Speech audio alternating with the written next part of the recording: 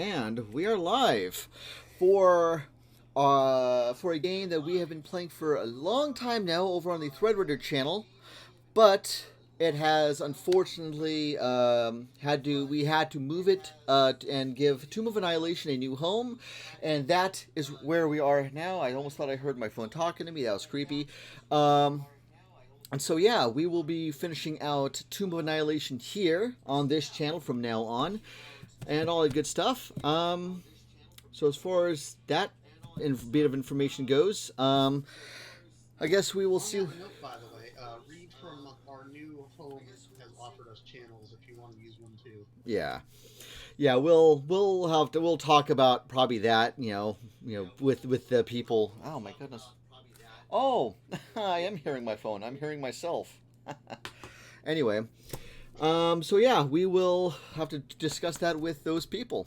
But until then, let's find out what happened last time on Tomb of Annihilation. Dun dun Been a dun while. dun dun dun dun dun. Okay, so basically, you guys have been here in the Tomb of the Nine Gods for a while now, for probably at least 5 or 6 hours, I'd assume. And you guys have been having a fun time with everything, checking out the various traps and whatnot.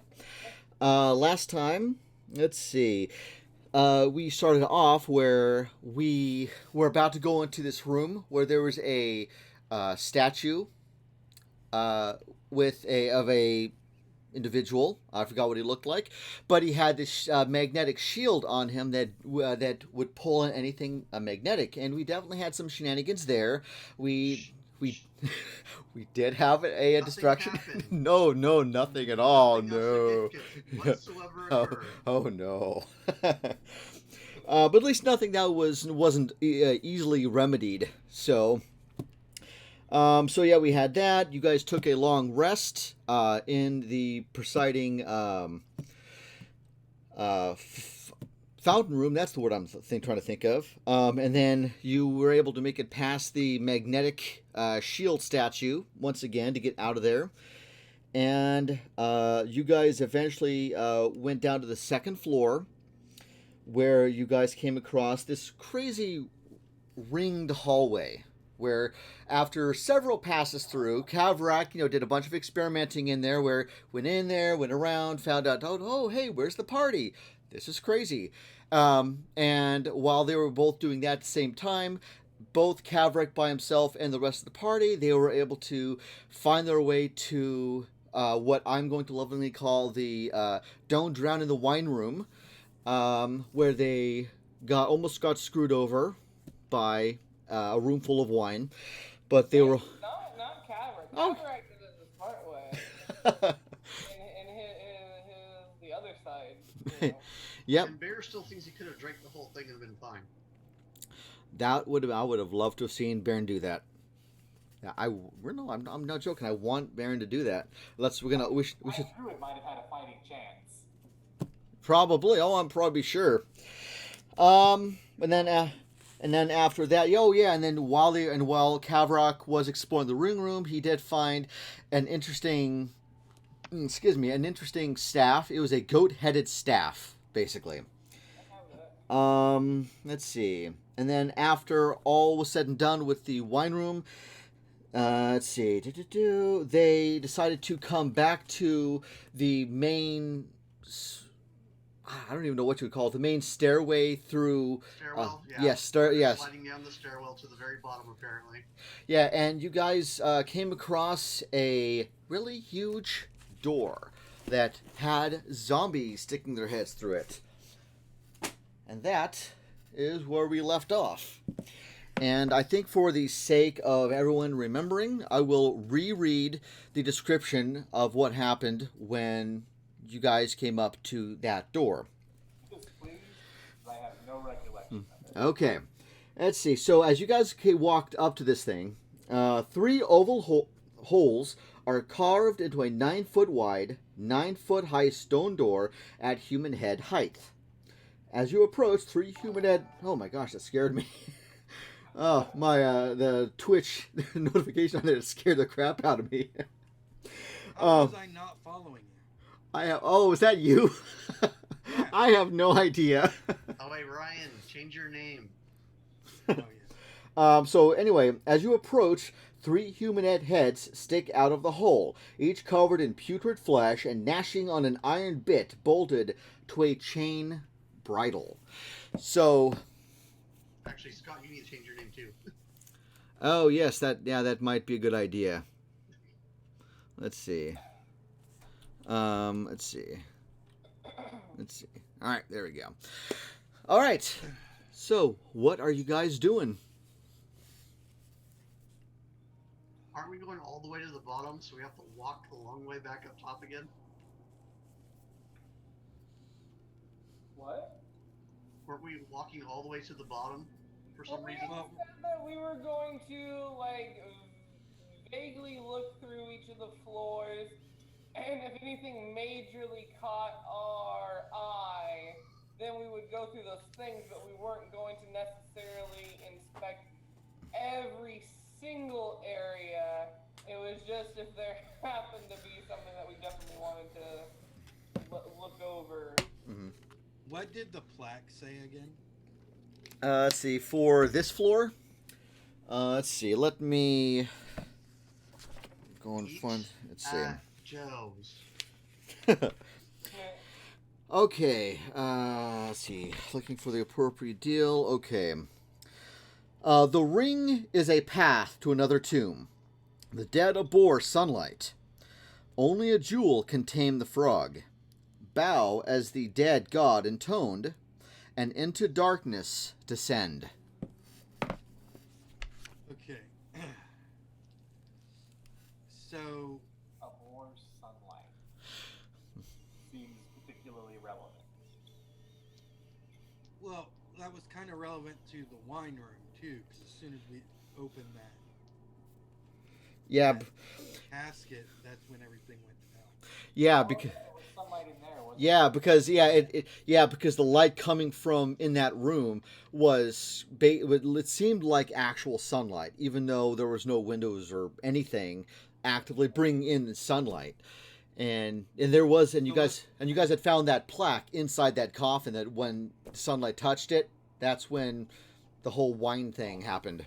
Yeah. I have a new idea. I need to go back into the loop-de-loop. Oh no. Oh no. I approve. Trigger that one.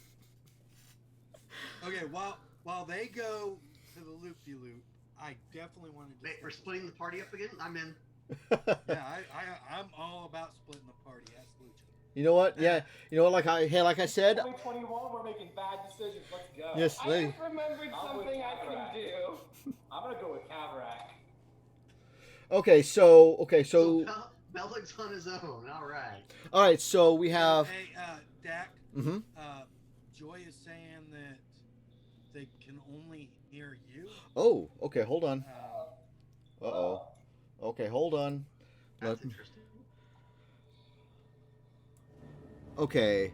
Okay. Go ahead and say something because I did turn up you guys a check. 1, 2, 3. Check. Can you hear me, Joy? Hi, Foxy. Yeet. Yeet, 1, 2, 3. And I just throw my wrench across the room. bit. Let's see. Oh. Yeah. Okay. All right. She Awesome. said, yeah, thank you. All right. Right on. Good. Thank you, Joy, for bringing that up because that would have been kind of silly if we went all the way through the She game. also said she should be the DM, kick Scott out. Oh, okay. Hey, yeah, come on in, Joy. We'll go ahead and have you run this adventure for the rest of the time being. It's going to be fun. Make sure you have a TPK. But say, I don't know why you would ever suggest that anybody but our wonderful Dungeon Daddy run this game when we only survived this far because of him.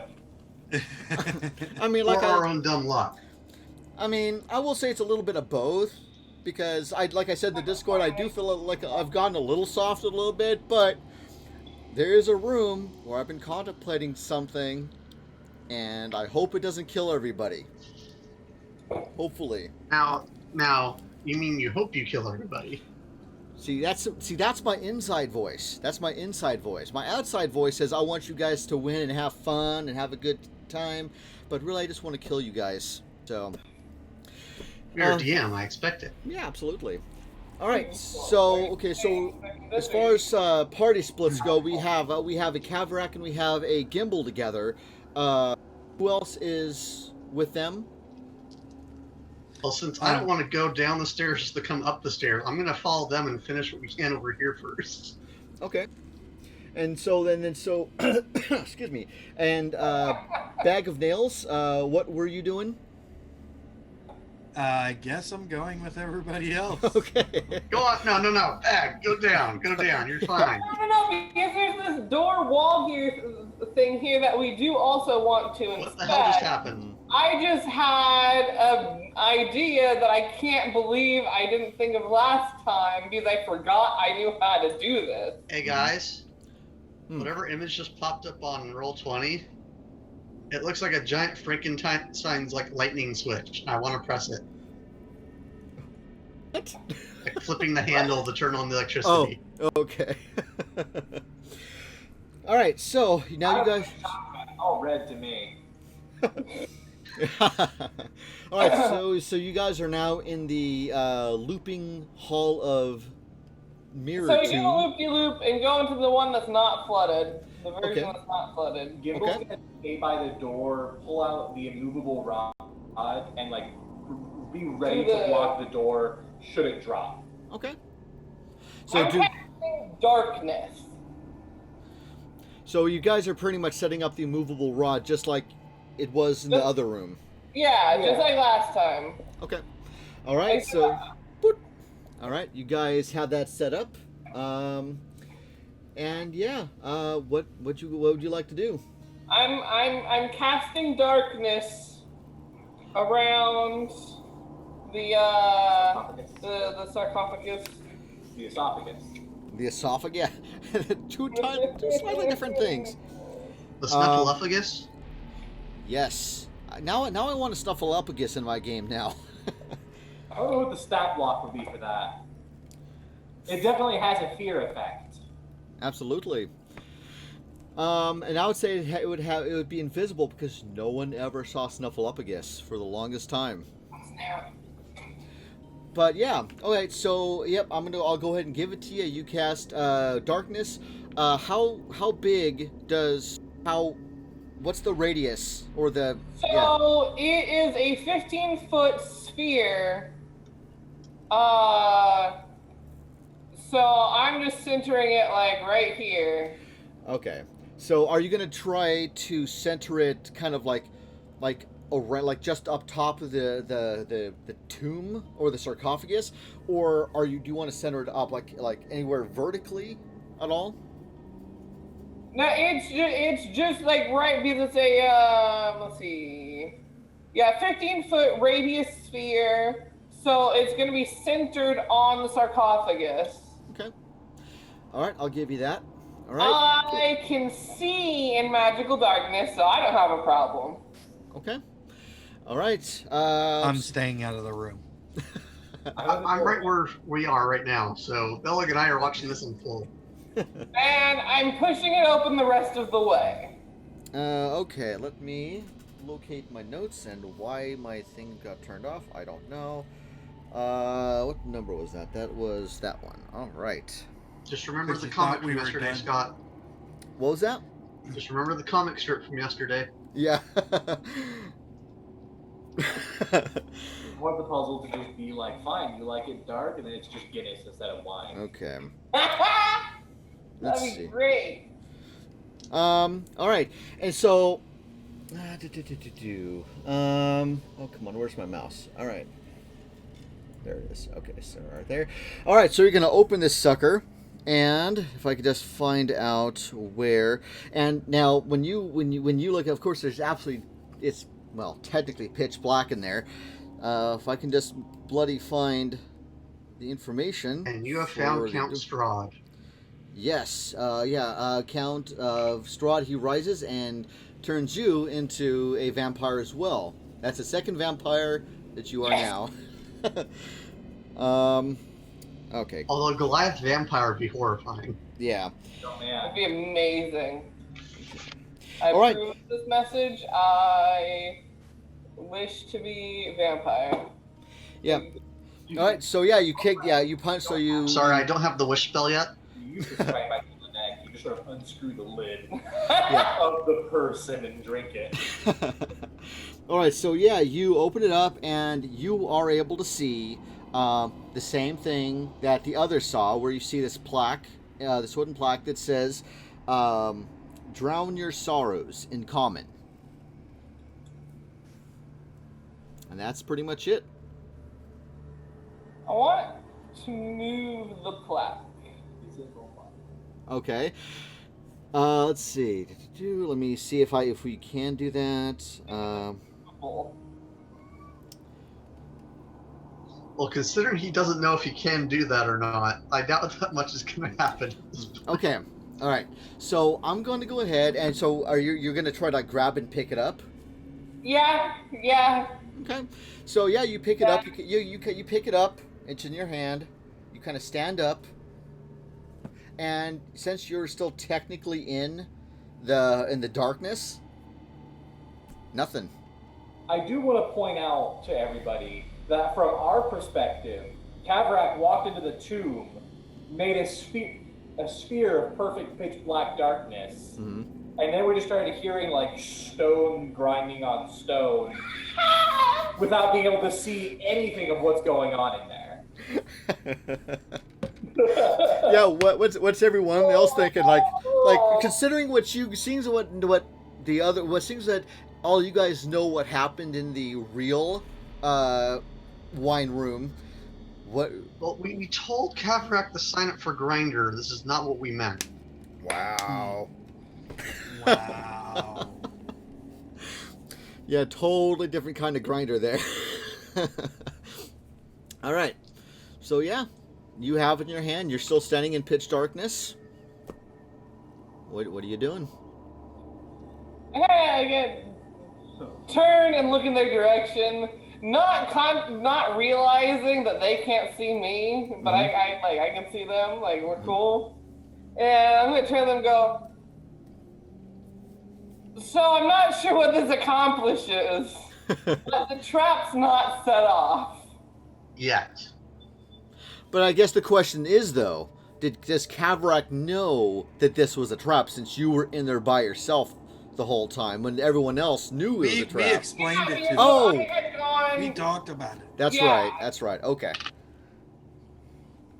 And I had seen the whoosh as the other door had slammed. Okay. And seen some of the wine. Okay.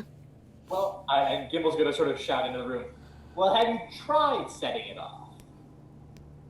You guys did. No, but this one. Intentionally. No. Well, we should make sure the trap works first. All right. Just a complete No, I'm- what do we think? What do we think this other tomb is, right? Because I'm assuming that ring leads us to the other tomb. That's this, right? Leads us to another tomb. Mhm. What do we think this other tomb does?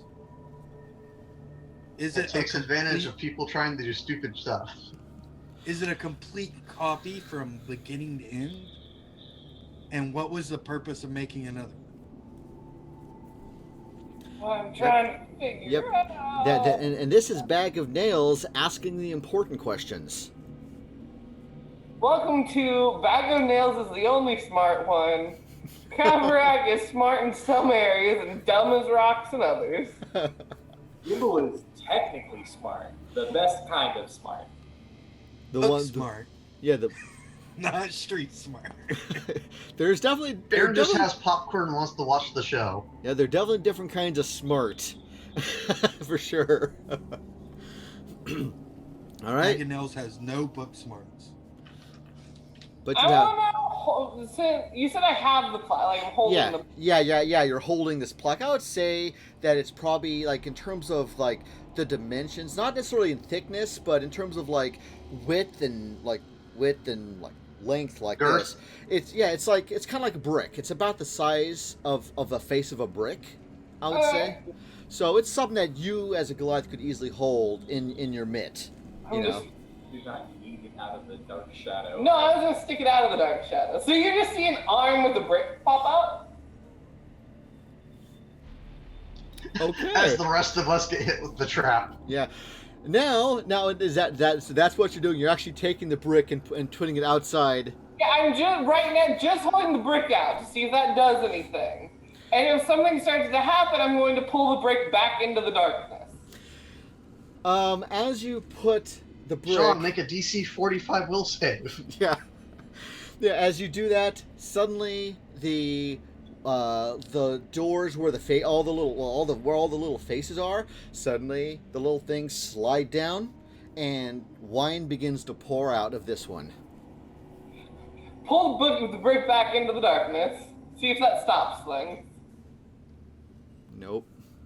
The room is now flooding uncontrollably. And I believe, let's see. Now we could have you guys roll initiative to see if you want to get out, or you could just, since everyone knows exactly what happened in the last room, you guys could literally skedaddle as you see that. Now, we should have tried this method in the other room, which I think had the actual swag in it somewhere. Yeah. But the big 5 foot by 5 foot slab right above the entrance is starting to come down, and it looks like, I'm gonna. A rod. Oh yeah, that's right. It goes. And then it starts to squeak and squeal and slowly Yeah, lower. you can tell that that something mechanically is kind of grinding, kind of up above in that area where the rock is. But the Now, do we want to see if there's enough wine in here to flood the entire dungeon? I was just sort of thinking that, but also no. Okay. And so yeah, all right. So how about Bag of Nails climbs up on the wall outside because he has a climb speed, so he doesn't get his paws wet. You mean you don't want your feet to be slightly purple? I'm a cat. It would be pretty. And well, plus you have to remember that if he got his feet paws wet, it's not just that he would smell like cat; it would smell like wine cat. And I'm sure that just to let you know, this is like red wine, so it would definitely stain anything and everything. So I feel like this is dumb, but I kind of want to know what the wine tastes like. Do it. Here for like ever, so it's got to be great, right? Because the older it is, the better. But if it's been Dungeon Daddy, yes, is the immovable rod holding? yes. There's a lot of grinding from the from the 5x5 slab itself as it's trying to come down, but looks like it's holding. I can't tell you how aggressively I'm trying to find out how much a 5x5 slab of stone would weigh to see. Well, because actually, like the rod could hold it up. 3 tons. Oh, we did that last well, time. yeah. See, okay, you know what? Did we? Because before, I will have to see the only downside. Even if we find out that the slab is like X number of tons, like There is a weight limit for the. yeah, because 8,000 pounds is the limit to an immovable rod. Right. Yeah. And The so last time I remember us looking it up, We did the math. mhm. Holy crap. was saying it worked. There's a granite boulder weight calculator that I just found. Oh, geez. All right, yeah, might as well give us the numbers if you can. So 5 by 5 by 5. Well, if it's made of granite, Yeah, Which- granite's like one of the heaviest and hardest rocks. Yeah, granite's like. that's over 12,000 pounds just of granite. Mm-hmm. But that would be granite. That's not far off, though. Yeah. Well, I think in this case, since we allowed the other one to hold, let's say that this is not granite. It's of a lighter rock type, something that's less than 8,000 pounds, maybe like 5,000 to 7,000 pounds or something. So Dude, I don't remember what. I remember you finding something last time. There we go. I Yeah. found stone. Maybe that's what you looked up last. You found something. There's not actually a ton of difference. mhm. That's I see what you did there. I did not actually mean to do that, but sure. Yeah. All right. But we're just gonna, let the finer details kind of slide since. We don't need to be that huge of nerds. Yeah. So in this case, since you guys have kind of been standing around here for probably a good 10 or 15 seconds. Pour some of the wine in the sarcophagus. Okay. And I want to start hucking some in.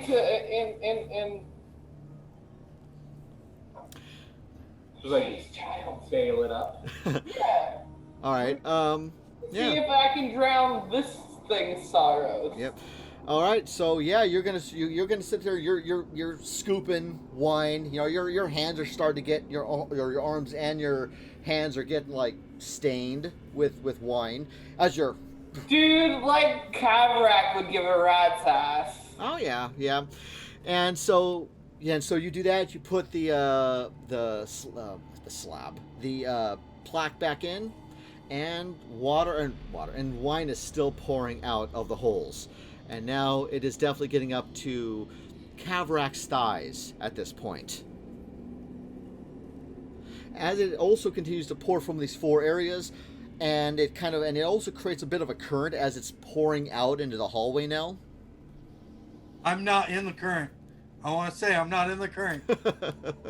I was gonna walk slightly up the loop, so at least it's staying below me as it slowly raises. Mm-hmm. Right there. Oh yeah, because you have to think. I'm like bracing myself on each side of the hallway, like above with my hands and my feet, so I don't. All right, so you're doing that. You're just you're watching this stream. Like right there. You're watching the stream of wine going down the hall and everything, going just a little Question bit. is, does the gnome get Up to washed Kavrak's away? thigh. By the way, just a quick question: does water walk work on wine? I mean, that there is a debate in the D&D community about whether water walk works on wine and whether breathe underwater works on wine. Because technically, water walk works on lava. You just take heat damage at the same time too. let's see. Let me look here. See. I will have to pull up the hood of my cloak with the manta ray. Okay. All right. So at this point, I think everyone actually, with the exception. Oh, I should rewind that a bit. Sean, I know you were about to say or ask something. So it occurred to me that you said the wine was up to Kavrak's thigh, which means Gibble is already swimming. Okay. So I think what I was also then going to say after that is that I forget we need to, you guys, anyone who was on the ground, that when the wine started flowing, I want everyone to roll a DC, actually a dexterity saving throw. I almost gave away the number. Does that include those of us who were in the room? How are you going to adjust the number if you tell it to us? Yeah. I know, right? Oh, what was that? Does that include those of us who weren't in the room? Yes. Everyone who got kind of quote unquote hit by the stream and. Oh no, I was getting out of the way before that happened. Oh, okay. So like, where did you go exactly? I'm in the loop. Oh, you're in the loop. Okay. All right. So in that case, it's because it's starting to loop up and you're able to get enough ground, it doesn't reach you. So yeah. We have two characters who are not inside the wine stream. The wine river, I should say at this point. God, I don't even remember my druid's name. Made me so happy. You were gonna flip Not- up. Not to screw over a party member, Mm-hmm. but if gravity doesn't work right on the ring, Mm-hmm. That's wouldn't the wine also flow up the ring? I mean, I will say that technically you do have a point. It will start climbing it, but it's a little bit slower. Because the fact that we're at this four-way. I'm sure it wants to keep. It's dispersing. Yeah. It's called laminar flow. Yeah. So yeah, it is slowly moving up both sides of the ring, but Baron is easily able to just kind of keep stepping back as it flows in. So dexterity saving throws. I got 21. Okay, that passes. I got 14. But That- I'm like in the thick of thick. Mm-hmm. Now, she'd be taking a swimming check instead of a dexterity saving throw. Yeah. So in this case, surprisingly, Gimbal passes the dex check, despite the fact that he's now technically swimming. He's able to kind of sit there and kind of do this It makes stroke. sense. There's a good in-game canonical reason for that. Okay. I pull up the hood of my Cape of the Manta Ray. Hey. All right, and I thought you were about to say you had a gnome submersible in your pocket. yeah, Oh, and, man. doesn't that allow you to like swim, like have a full swim speed? I have a swim speed of 60 feet. All right, so yeah, you which are is only twice as much as I can walk, and I can breathe underwater. okay. Well, I will say you can easily swim, but I think because this is wine, even if there is technically water in the wine, which I guess technically walk on water might work a little bit, but as far as breathing in it using water breathing, You can still breathe, but you're just breathing in straight alcohol. well, in this case, I would say you would still it would be like halfway suffocating because that's for breathing in water. There's Right. more than just water in wine, so I'll suffocate a little And- slower should it come to that. In chat has pointed out that Waterwalk says any liquid surface. Nice. okay. All right. That's what I cool. thought. All right, nice. All right, so yeah, in that case, yes, Waterwalk will work here because it is like I said, it does have some water in it, so we're good there. All right, so and as far as Kavrak is concerned, with his 14, because you are in the midst of the flow of wine coming in from all directions. Yeah, it ends up kind of almost forming a little bit like of a whirlpool effect, a little, in the middle of the room. The four corners, like spewing in. It's gonna. He's spinning. By Yeah. the way, Go just around for some science, We're grabbing hold of it a little bit. looking up oxygen content of alcohol, they do that in parts per million versus oxygen content in water, which is per milligrams. Oh, So, Dang. wow. yeah, So does that mean that there's there's more a water? lot less oxygen in alcohol. Yeah.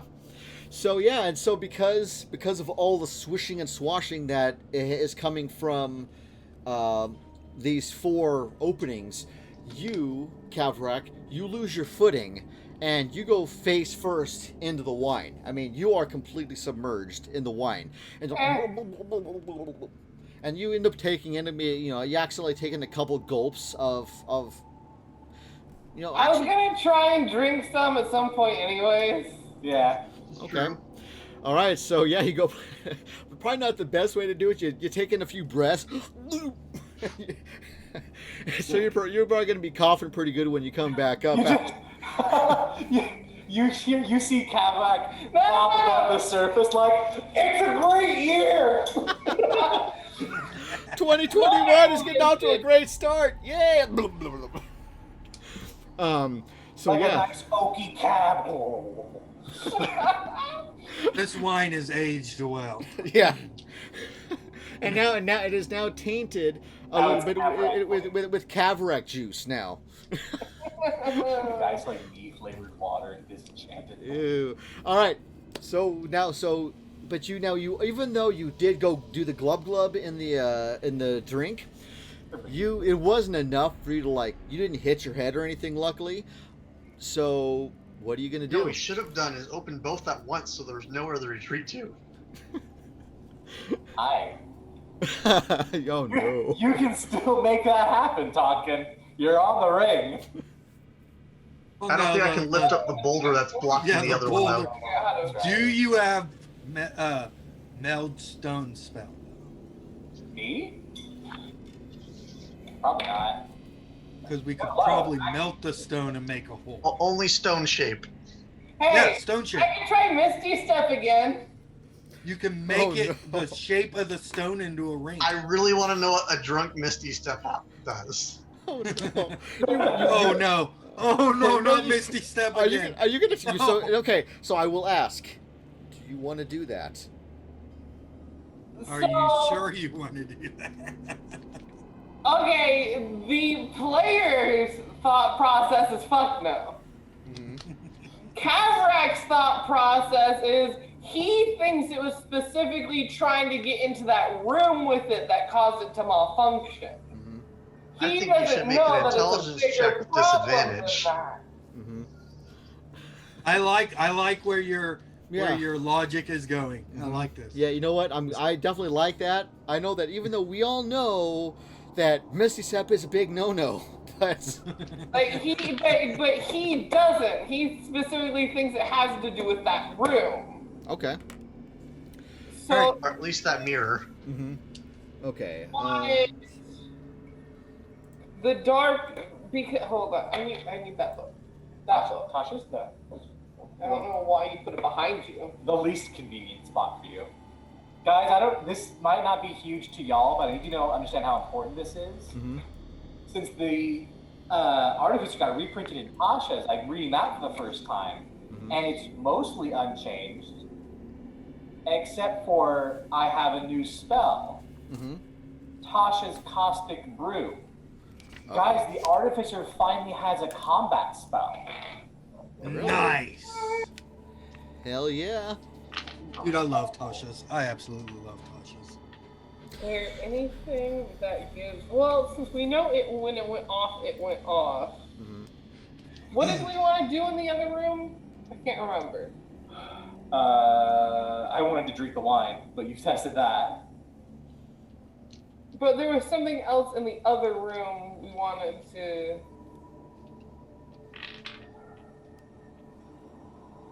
There's a reason for going back into the other room, but the other room is both filled with wine and Sealed off. But Kavrak's thought process is he can freaking Misty Step in there. Okay. It's just down. Down? Around?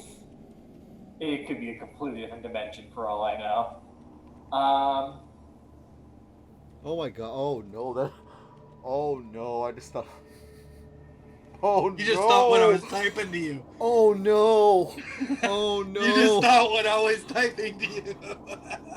I don't know what else to even try. Oh my god, no. Also, we kind of think that the other room is the room that possibly has more to it. That this one might be like the decoy room, so to speak, or that one of them is, and we're trying to figure that out. I literally just thought that just now. Oh no. Exactly what I typed to you, right? What did you send, Ryan? Well, nothing was just. Well, first I want to find out what Kavrak's gonna do ultimately. So first off, I want to get some footing and actually stand in the sarcophagus for a second. Okay. So I'm not being wide around. Yeah. And even though the door is still technically open and there's wine still flowing out, it's still kind of up to your waist, maybe your midsection, something like that at this point. So yeah, you do stand up, but you are able to get yourself into the sarcophagus for at least a little bit of a footing. Yeah, but now at least give like a bit of a boundary and more footing so I can prop my feet. Yeah, and on top of that, but keep in mind that you are still in that darkness. Oh yeah, well yeah, I can see in it. Yeah. So we can't see anything. No, so she drinks so much she's already blacked out. We don't know that they're about to Misty Step. Guys, we don't know any of it. So Kavrak's so drunk she's already blacked out. I see what you did there. Oh, she literally blocked. Alright, so we'll stand there. Kavrak, knowing Gimbal's the closest, would say, so, do we think whatever it is that we might need from this be in the other one?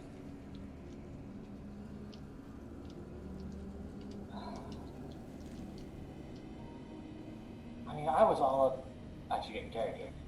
I was all up in there, and it seemed the same.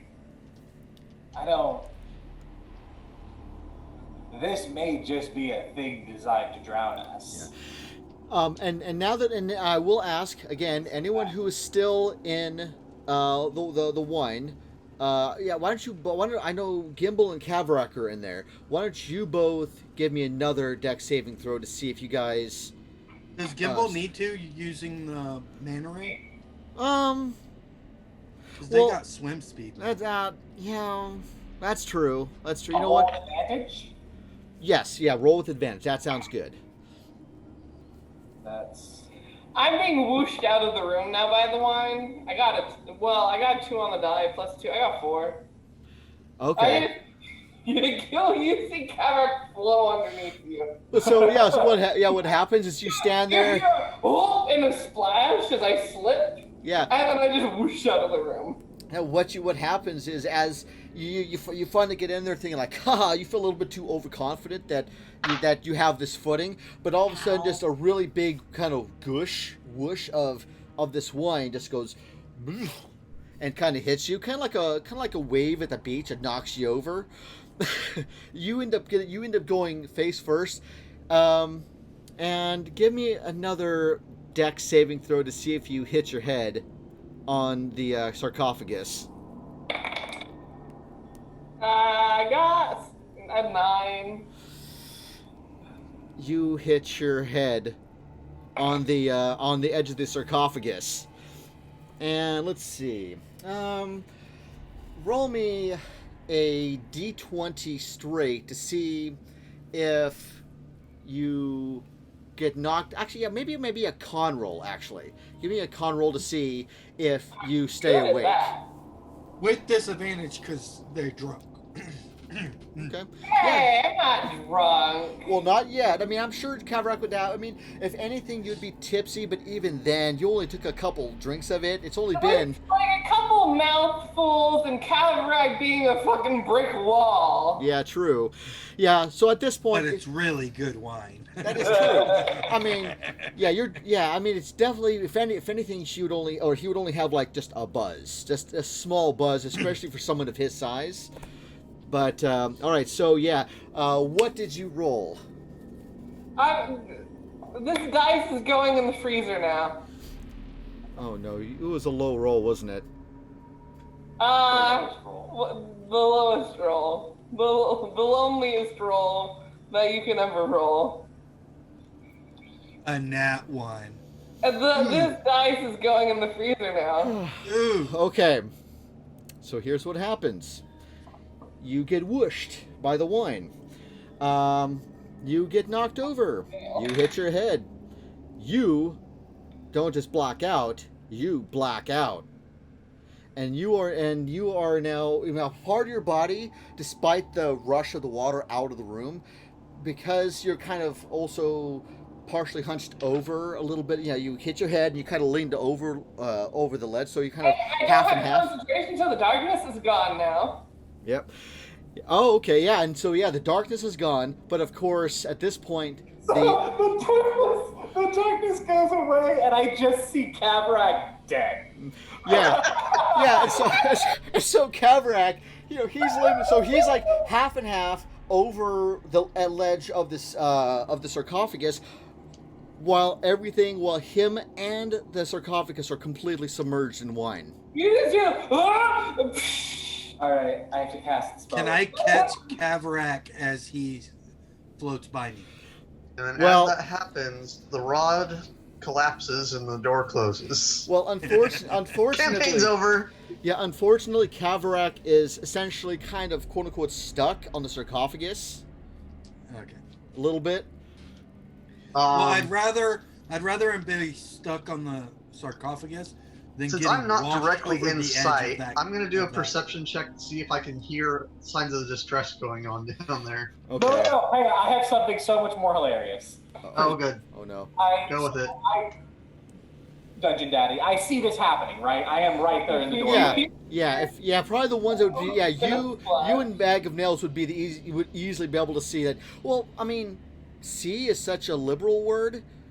the fact that all you so because I mean, first thing you see is like this thing, the whole thing of him picking it up, or the darkness appearing. You hear him talking. You see the thing pop out. You see the wine happen, but then after a few moments, just nothing. The darkness disappears, and Kavrak's like gone from view. You don't know where he is. I mean, the only clue that you think he's still somewhere in this room is the fact that since you're still technically swimming, he hasn't knocked into you yet. Oh, well. Okay. How much can you see through this wine? Agonels is going to turn into a raven Okay.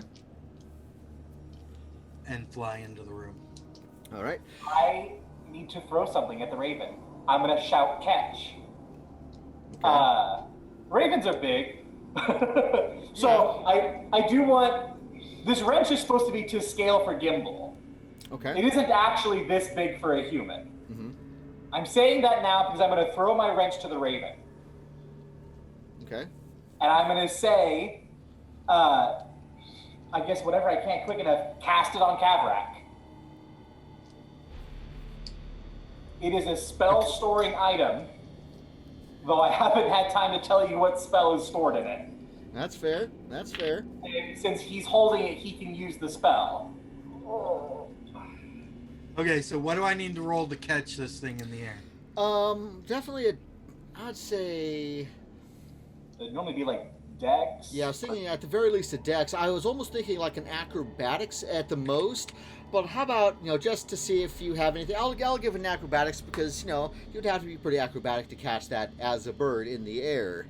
So, yeah, go ahead and roll acrobatics for that. Okay, so this is as a raven. Okay. So, I don't know. What are the Raven stats? hey, I got a +2 with it.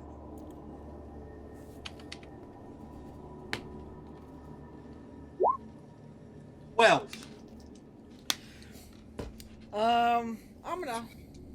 I'll say that's good enough. Yeah, you are able to grab it in midair.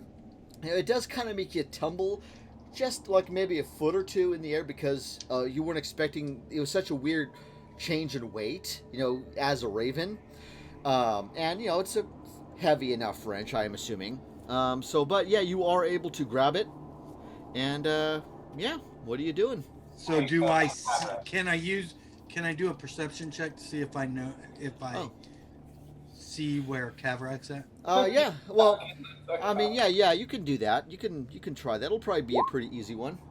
Okay. 8. With 8, you almost there might have been moments where as the water was swishing and swashing in the room, there might have been maybe like one or two small instances. Sorry, I get advantage. Oh, okay. I'm sorry. All right.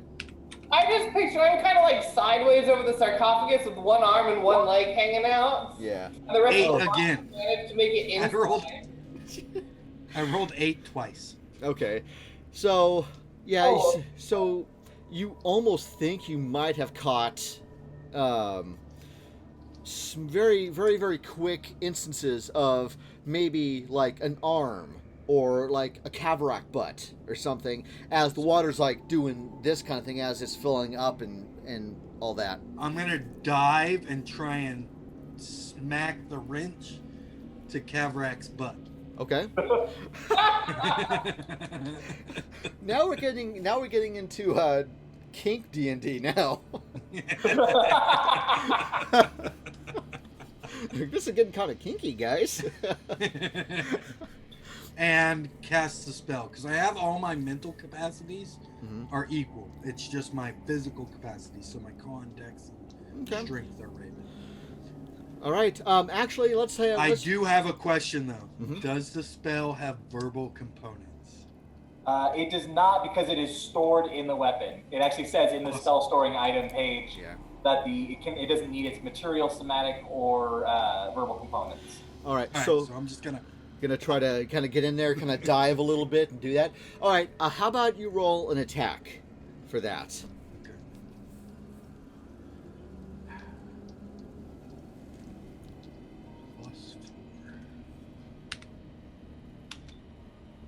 Can he have advantage since Kavrak can't? Try Well, technically, you are prone exactly. and unconscious, Oh, which Yeah. would normally give me advantage. But now, yes, normally that would give you advantage, but at the same time, with all that rushing wine, I would say that would give disadvantage, which would, of course, Cancel even it itself. out. I got a cancel- 20. oh, Okay. I got a 20. All right, yeah, I'm assuming that your AC has got to be less than 20. I'm assuming. Oh yeah, it's 14. Okay, so yeah, so so Bag of Nails, he swoops down. Since he had a little bit of practice, flying around as a raven before, he's able to get in there, and he, with the wrench in one claw, he's like, and smacks him right in the butt. So, and Then I go, Flap, flap. the All right. second I can tell the spell has been cast, I'm going to cast Mage Hand on Kavarak. And I'm going to I'm just going to like grab him by wherever I saw the bird dive, I'm sending the hand into the water like a winch to just grab and pull up. Turn into a claw! Claw. Because he's now weightless from the levitate spell. true. But let me double check Mage Hand real quick, just to make Can sure. we, can, If can I you was make the from mage the hand look levitate like a spell, claw? Isn't Mage Hand by like weight mostly? Wait, Yeah, 5 'cause- pounds. Yeah, it's like I thought it was like 5 or 10. Like, Yeah, it's 5 or 10, but yeah. if Kavarak is weightless right now with levitate, then Yeah. It can't attack, activate magic items, or carry more than 10 pounds, but again, weight means nothing. Because now Yeah. levitate. Yeah, I mean, and that. So okay, so someone did cast levitate then. That was the wrench. That was the wrench. Oh, okay. I just wanted to make sure. Now, I'm glad you guys. I'm glad you reiterated that. That was the wrench. All right, Yeah, cool. essentially, he can dick around with it for a full minute as long as he stays So within yeah, now 30 feet of the hand. Cataract, Mage Hand. All right, so yeah, so there was the thwack, and then there was all of a sudden, here's Kavrak just.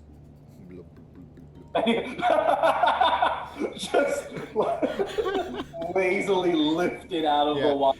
And I am going to ask Kavrak to please make a death saving throw. drowning. Oh, Trouble, you want to check with me? Because you were inhaling wine while you were in there. Now, are they officially out of the room and closing the bloody door so the wine just stops pouring out, by the way? Nope, they're still. Kavrak is Oh, good still. lord. Yeah, he's still in there. Did you see my second message, Dak? Let me look here. So not fair that you're messaging him and not us. Okay, all right. Well, I mean, you know what? I like the way you think. I like the way you think. It's because I have some intimate knowledge of this. You know, I know. I was so like focused on this whole thing that I completely forgot about that part. All right. Okay. So first, what did you? 8. You got an 8. That's that's one fail. All right. So, and as it gets to the point where here's Kavrak being held up by essentially the butt, basically with the hand. Suddenly, out of let's see, let me do a thing here real quick.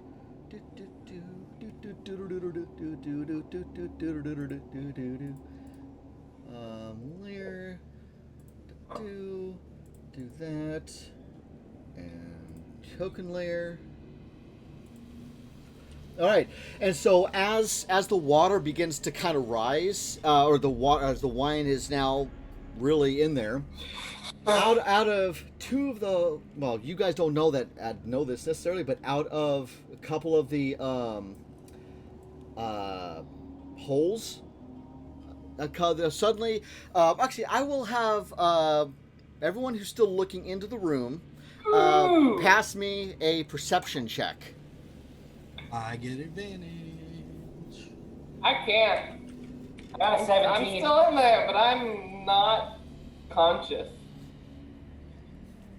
Oh no. Okay, 11. And let's see. And did you make one there, Gimbal? By the way, I don't want anyone to complain. We already have enough wine today. No. So I got a 17. Yeah, I got a 17. Okay. Oh, both of you got 17s. Okay. So in that case, you two just so happen to see, like, out of the movement of the wine, you see something kind of help solidify up out of the wine as it almost like begins to like stand up out of the wine, and you guys see two wine weirds appear. What? Wine? Think water weirds, Water weirds. but these are wine weirds. I don't know what that means either way. I'm gonna Google it.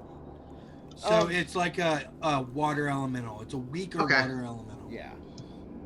All right. Let's see. Let me. You fought one in one of my campaigns, Tonkin. Okay. Okay. Let me. That was me, wasn't it? Yeah. Yeah. Hey, Dak, is there a place I can land and not be in the wine? Yeah, on Cataract. Yeah. I mean, yeah. You could technically land on Kavrak if you wanted to. Yeah, but I want to change back into Oh, okay. my Okay. fighting form. Well, in that case, I would probably say you would have to get probably out into the main hallway, somewhere, because. I should say, so, like, from the second I got Kavrak out of the wine, I'm trying to make my way down, because I can swim, and I can carry Kavrak now. Okay. I'm trying to make my way back down to the hallway. Okay. All right. So so you're swimming up to Kavrak then.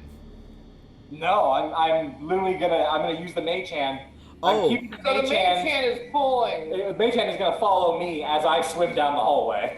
All right. Well then, so as you do that, they are going to begin following. Let me see what their movement speed is here, real quick. Swim 60. Yeah. Oh, swim 60. All right. Yep. All right. Let's see. So. It cannot No, move on so any roll object initiative. that's not the water, the wine though. 40. You All right. are guilty trouble. So they are going to continue to follow like this, and you know what? Just to make things easier, let's roll initiative just to see what happens. That's fair. Should I? You know what? Just in case, yeah, let's do that. I got 22. Okay. Let's see. Oh wait. Okay. Yeah, Bairn. What do you get? I mean, I technically need to roll in. Oh, that's right. Mine's just a straight die roll. 17. All right. Let's see. Okay. Gimbal. 19. 19 and Kavrak. I can't roll high today. Oh yeah, that's right. I'm sorry. Oh, no. I can't. I have not gotten over a 10. I've not. I got a 5. At least you're not drowning anymore. I Yes. even switched dice. Let's see, and then Well, I don't know. I think Kavrak might still be like lungs full of wine at the moment. Yeah. Iris, have Zoe roll for you. Oh, yeah. I'm One. gonna say bye to everybody. I'm gonna say bye to everybody. You look like you wanted down. Alright. All right. So in this case, bag of nails. What would you like to do since you are the first one? So my Raven has a flying speed of 50, so I'm going to fly to where I think that the so I was in here. I'm gonna fly to where I think that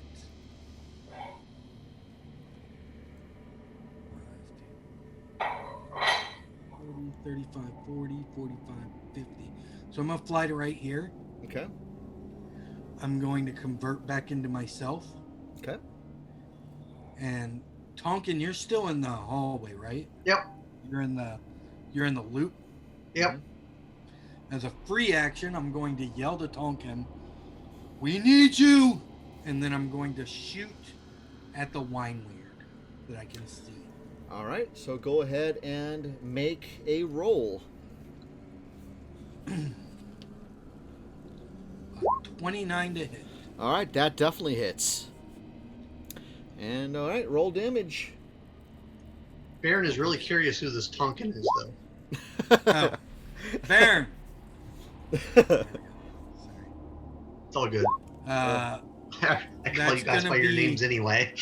That's going to be 10 points of regular damage. It's magic, by the way. Okay. And then I should get my assassinate, right? Let's see.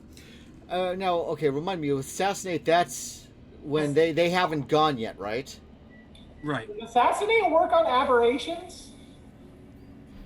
It should. Well, It just closed.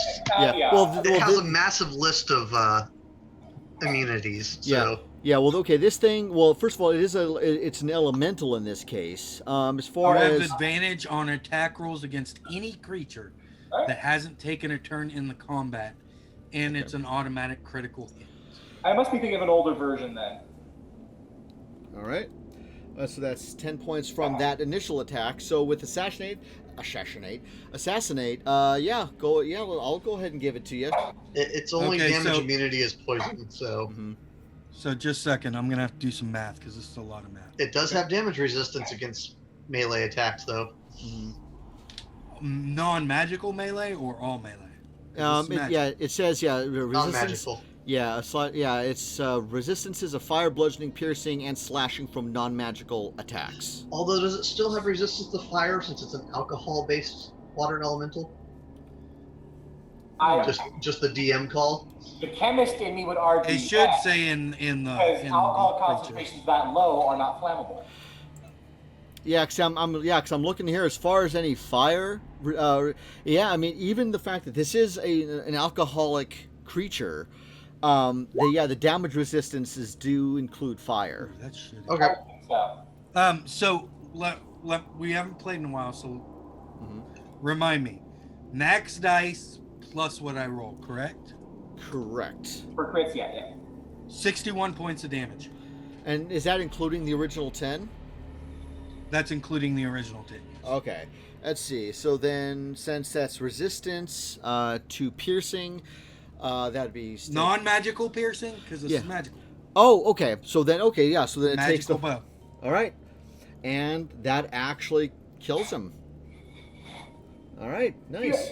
Forgive me. Can you describe it a little bit? Does it pop? Does it just like melt? Well, I'm just curious. so and this is of course an arrow. I'm assuming, correct? I believe it's pop, fizz, fizz. Oh, what a relief it is. Yeah. Yeah. So. Yeah, it's an arrow. Okay. Yeah. So the arrow flies through it. It flies through the body. At first, it almost looks like nothing happened to it, but it just begins to like malform and change, and then it starts to bubble a little bit, like full rolling boil kind of bubbles, and then it's just. Oh no! It's gone to champagne. Yep. And then, as a free action, I'm going to say, alcohol is a vile drink. All right. Is that all you're going to do? Yeah, that's all I can do. Okay. Next in line is Gimbal. Gimbal is going to use his swim speed and drag Kavrak into one of the dry, sort of circular hallways. Okay. Let me come over here where I can move things. You were so cute, Trouble. Where am I? Here we are. I think we're gonna go down the Baron way. Aye. And of course, all you can smell off of them is just wine. Nothing but wine. So can we discuss what Baron knows? He knows that the wine came flowing out, and now all of a sudden, an unconscious Kavrak is being dragged around the corner. It's being floated around the corner. Yeah. And Bag of Nails is yelling, "We need you!" And then As back Baron out. pokes the dead Kavrak with a stick. Yeah. All right. And then, Gimbal, is that all you're going to do is just drag Kavrak over into the more safe zone? That is my movement. I guess I have an action. I'm going to put my hands on. I'm gonna reach in my pocket and I get one of my little sewing spiders. And unfortunately now, see, I all of my spells are like gizmos and gadgets, but the problem is inside of him. So I take the little spider that would sew up wounds. I'm gonna put it in his mouth, and it's gonna cast Cure Wounds on him. Well, the first time I've eaten bugs. To get him off of death saves. All right. You know, all right. So, Do you want to save your spell slot? No, I'm good. okay. Because I've got just cantrips that I can use for this. Well, I'd rather get him up and functioning though. Fair. All right. So as your guys are sitting there, as you're kind of walking out, you know, out of the wine in the loop, the wine has kind of crept up the sides a bit more than they were originally, but you're able to get to a point where you do that where you're not really swimming anymore. You're just more like wading through the water. You're like, you're kind of like, here, have some. Ugh, shove it into his mouth, and then just like a few seconds later. Yeah, originally you think it's like blood coming out of his mouth, but he ends up just like and Kavrak starts to hack and cough. The spider crawls out. Yep. And then just who knows where the spider is I now. just kind of like, thank you. And so you are down to now. I think when it comes off of death saves, don't you go to 0 or do you go up to 1 HP? Well, so that would be if I don't remember what drowning takes you to. So drowning would take you down to 0. And then if you're whatever that spell did. healed me for would put That's me. all he's got. Yeah. Okay. He's gonna be 11. I got 11 HP now. Oh, that's true. That's true. Yeah, it is a cure wound, so it would take you definitely to that particular amount. That's Yeah. right. All right. That's my turn. All right. So then, next in line is Bairn. Sit up and go, I slipped. And rub the back of my head. Like, oh gosh. Next time you plan on doing. By the way, it's not actually death saves. You just have a number of rounds based on your constitution before you just drown. Yeah. Next time you plan on pulling a stunt like that, don't absolutely obscure yourself where no one can rescue you. I can just imagine Kavrak's like just total like, okay. I'm sorry, man. All right. So yeah, Bairn, are you doing anything this turn? I'll peek my head out of the corner. Is there anything left to see down there? Well, you definitely see a nice heavy flow of wine going down the hallway. Grab the rod. That's what I was going to go grab. Okay. But is that another wine weird? Yeah, there is one more wine weird in there. So yeah. But you wouldn't know that. Yeah. Well, as I go to grab the rod, I'll see it. Mm-hmm. All right. So you go in there, and I'm assuming you're gonna try to grab the thing, the rod. Yep. All right. So you grab it. You hit the little button on it to make it movable again, and are you just gonna stand there, or are you gonna attempt to move back, or can you? I'm just gonna embrace my fate. No, I'm gonna move back. Okay. I was gonna say, really cool, yay! Crunch. Yeah. All right. So yeah, like you a move. tin can. Yep. And then next is the water weird. So it's gonna go over here, and as the stone is starting to now freely move down, it just barely catches sight of you, but it can't really do anything at this point because it's kind of.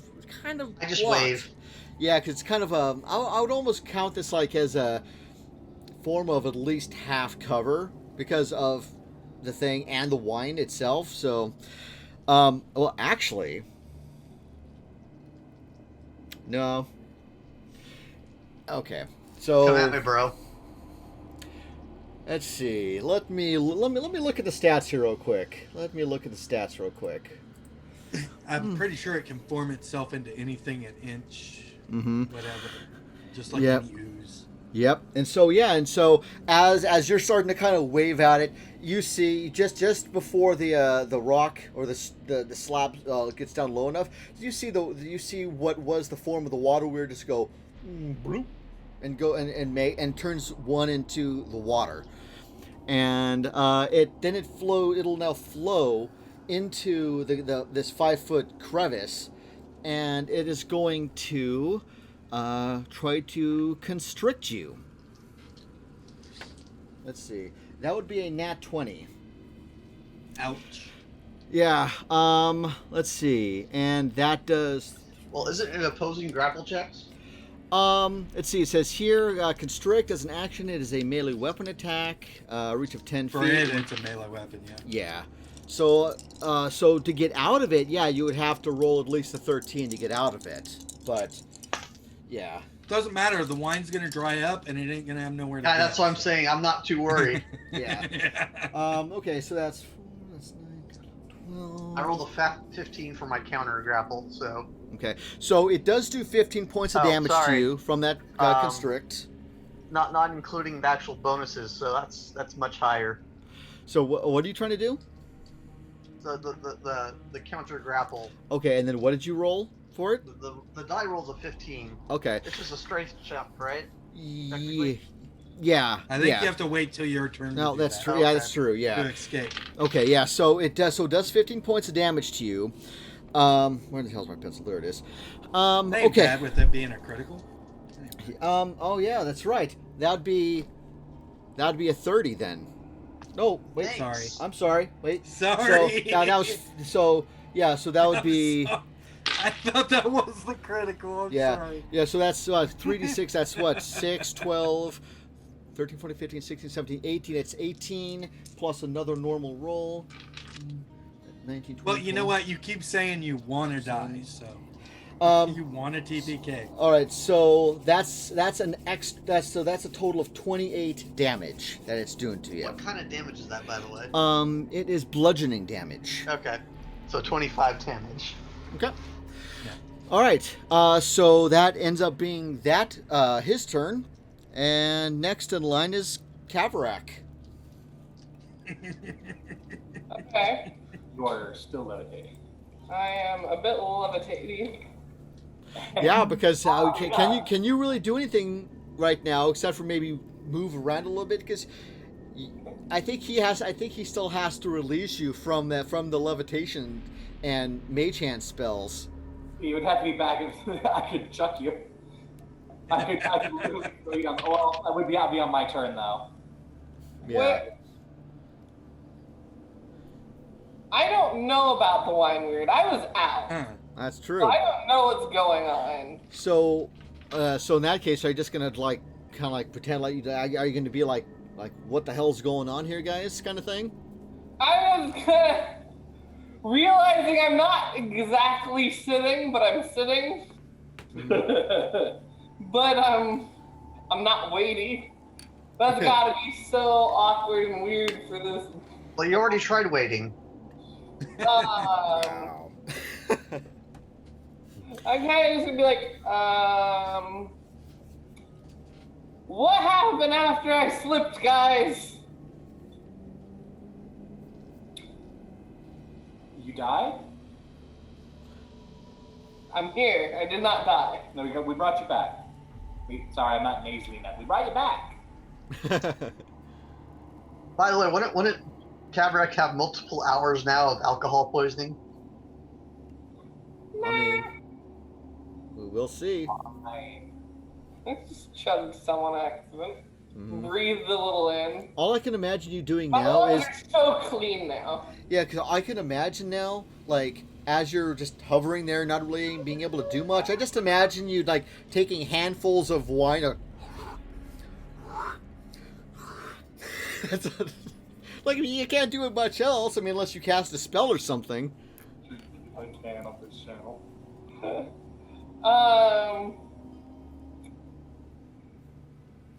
It's not really. I can't really move appropriate. I'm gonna attempt to like shift and realize I can't. I think it.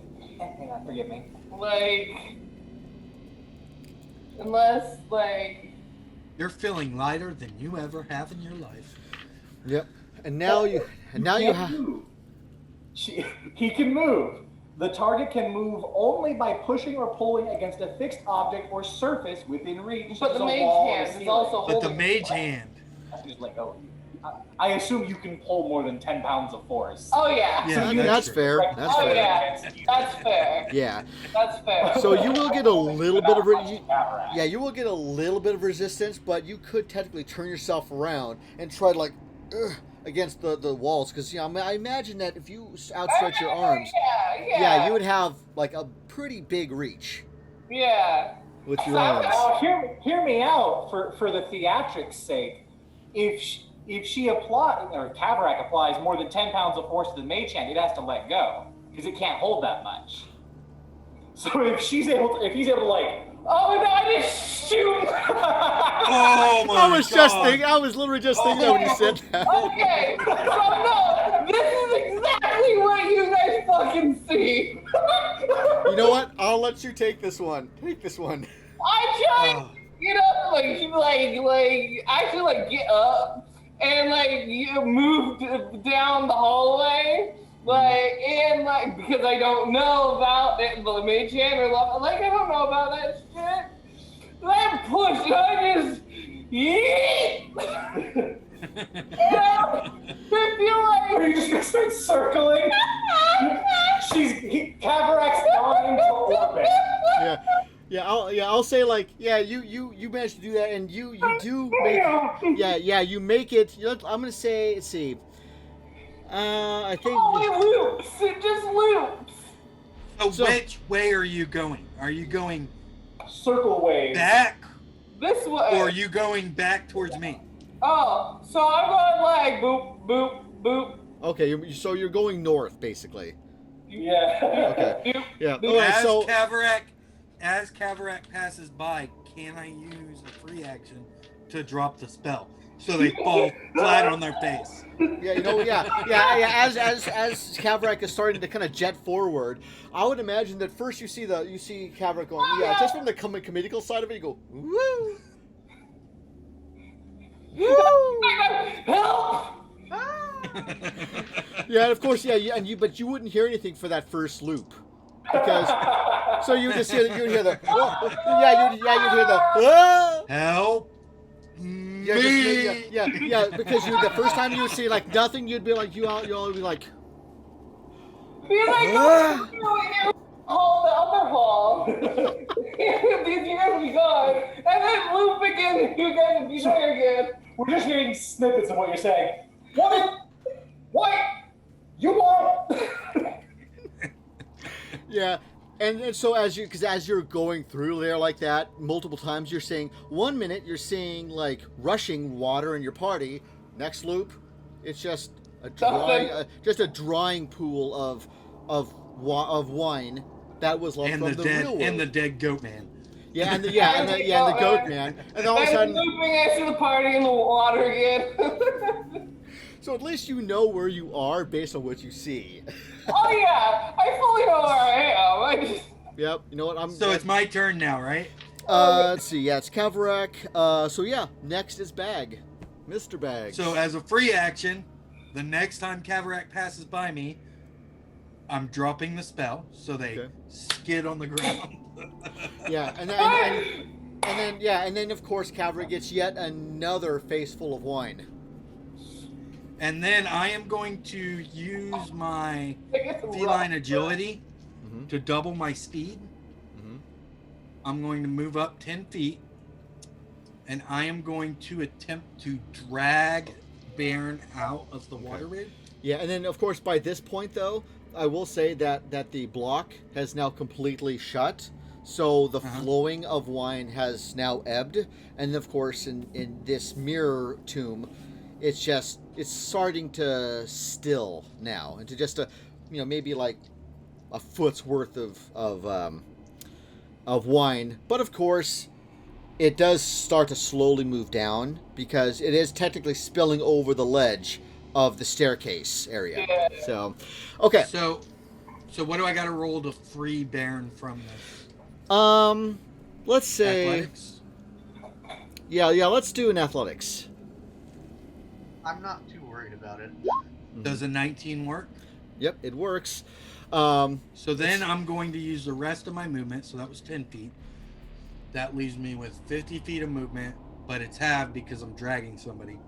Move him 25 feet back. So 5, 10, 15, 20, 25. And Baron, you're right at the T intersection now. Okay.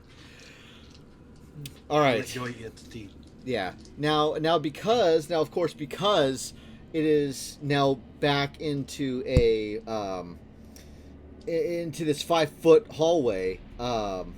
It can't really reform and do too much now that the wine is starting to go down, and so it has no choice but to just continue to kind of drift out into the stairwell area. And I'm going to go ahead and call that a wrap to initiative.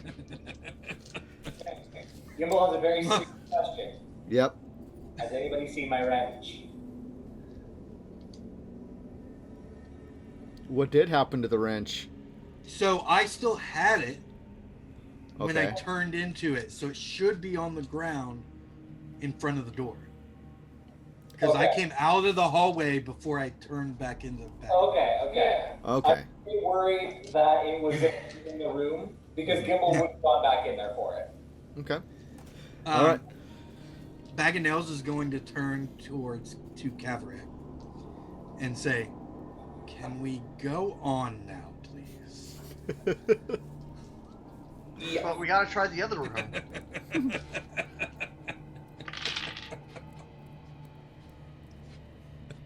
All right. So what I'll let you guys do, I will let you guys think this out while we take a break, about 5 minutes or so, and then we will continue on once we are ready to go after the break. And yeah, Another episode where we only move like 20 feet. yeah, This has I to already be mentioned like that earlier. yeah. this right here has to be my favorite exchange since I joined the game. That's Right, cool. this whole thing has to be my absolute favorite. I gotta hit Caverack in the butt with a wrench. You cast a spell. And Yep. I cast a spell. Cameron Yep. just stands up. He's like, "What the hell?" He's rubbing his ass. Like, what happened? All right. Well, we're gonna go ahead and we're gonna take a break, and we'll be right back, everyone. Just a minute.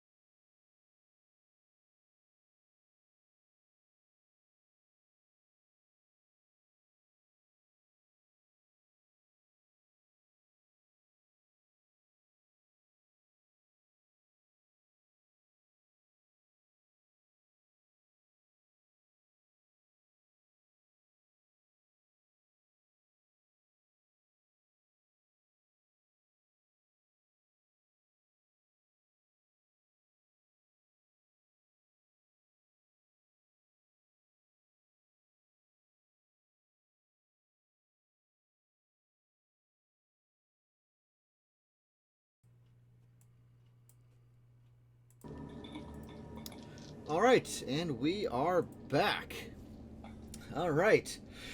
So, everyone has officially and safely made it out of the wine room.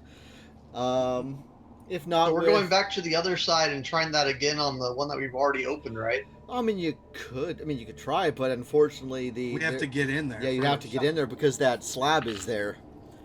Oh, That's easy no. fix for me. I just stone shape it. Was that gimbal running down the hallway?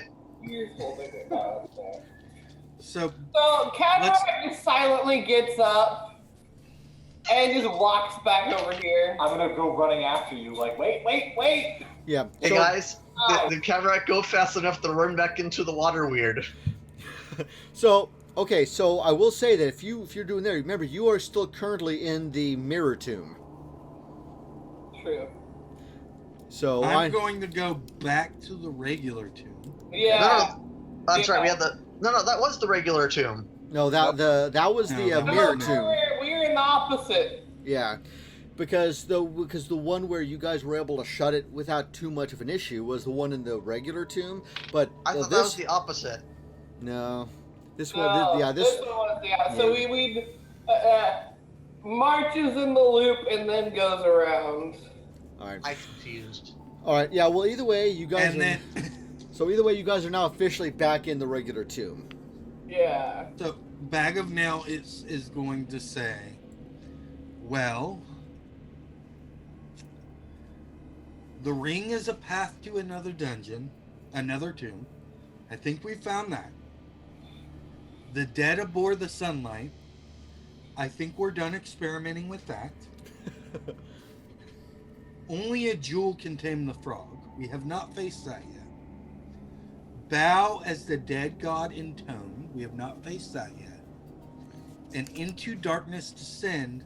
That would be that face that you guys found, correct? Mhm. That's what we think. Was that on this floor or was it the previous floor? No, that was this floor. That's all this floor. Yeah. Okay. That was right Yeah, there. yeah, because the face, the green screaming face was just west. Thing into, I don't remember what I chucked into it, but it like just. Oh no, that was I don't remember if you That's just right. did, but I know Gimble's little flying buddy went in there. Oh no, that's right. You Swap chucked went in something. there. I suggested we chuck something, and you're like, wait, let's do this. We'll get some more Because, information. well, yeah, we can get more information from SWAT going in, and SWAT died. Yeah. So we're standing in front of a door with zombie heads poking out of it. Is that Yeah, correct? yeah, because now as you guys returned, because as you guys were walking towards it, like from that from the mirror tomb ring hallway, it was clear. But then as you guys started getting closer, these zombie heads, kind of came forward again. But, okay, so it also says the dead aboard the sunlight. What if we hold up torches to it, and the door, they back up unless the door opens? But that If all we need to do is make them back up, why don't we just cut off their heads? Hey Scott, Mm-hmm. for some reason the entire map just revealed itself on on roll 20 for me. Yeah, me that's, too. That's weird. I didn't do anything to it. That's really bizarre. Oh yeah, I feel like Yeah. we're saying things we should Yeah, do as well. the fog of war isn't right. Let's see here. It's like it's still sort of there, but we can see through the fog. It's like half lit. Yeah, Hmm. the opacity is too light, I think. Well, for me, the only fog is the top left corner. Did anything happen? I don't know. I just noticed when I zoomed back out that everything was revealed. That Yeah, there's still a shadow in the upper left, like complete proper. Yeah, complete darkness, but That's weird. we can see all the everything. secret passages. Oh, and oh, everything. that's great. Oh no. That's not fun. Yeah. We're Holy. Crap. reloading to see if that fixes it on our side. Okay. Nope. Refresh. Yeah. Hopefully. Yeah, because I know I didn't do anything here on my end. Yes. Yeah. The dynamic lighting is still good. Let's see. Hold on. Switch over to this. There should be a way to take away our mapping. So, I mean, that kind of sucks, but then we would only see what we're seeing. Mm-hmm. That would suck because we couldn't map what we've already been to. Yeah. But I think the issue is when we're dragging characters, it still thinks we're walking through the bloody wall. Mm-hmm. Yeah, that might be it. Let's see. Okay. Well, let's see. Yeah, that didn't fix it. Yeah, that didn't help. Yeah, this is really weird. Oh, I know what you can do. What? Well, I know what you can do to fix it for next time. Okay. But what you need to do is make it to where we can't walk through walls. So there should be an option Oh, that yeah, says yeah, yeah. we Okay. can't walk through the walls. Okay. Yeah. So then it won't accidentally reveal something for us. Okay. Yeah. But 'Cause you'll probably have to change that on every map. Yeah, probably. So yeah, we'll just deal with that like after the game, and then just go what happens. All right. Let me. We'll just have to not be meta right now. Yeah, definitely. Yeah, please don't be metagaming here. Well, the only one that we should be able to see through is the front part of this one was the only one that we had a view. Yeah. Mm-hmm. Yep. All right. Okay. Let me make sure I get the correct room here. All right. So, describe this to me again. When we first came down here, was the door open or closed? It was closed. Okay, so let me give you the description here again one more time. Okay, so three oval holes are carved into a 9-foot wide, 9-foot high stone door at human head height. As you approach, 3 humanoid heads stick out of the holes, each covered in putrid flesh and gnashing on an iron bit bolted to a chain bridle. So if we think these zombies are the ones holding the door closed, all we should have to do is cut off the heads of these zombies that are sticking out like ready for us. Mm-hmm. Yeah. Now, are these actual zombies or just pictures of zombies? These are like actual zombies. They're like. They're All like right, so the easiest thing to do bridled right like now a- is for me just to banish them.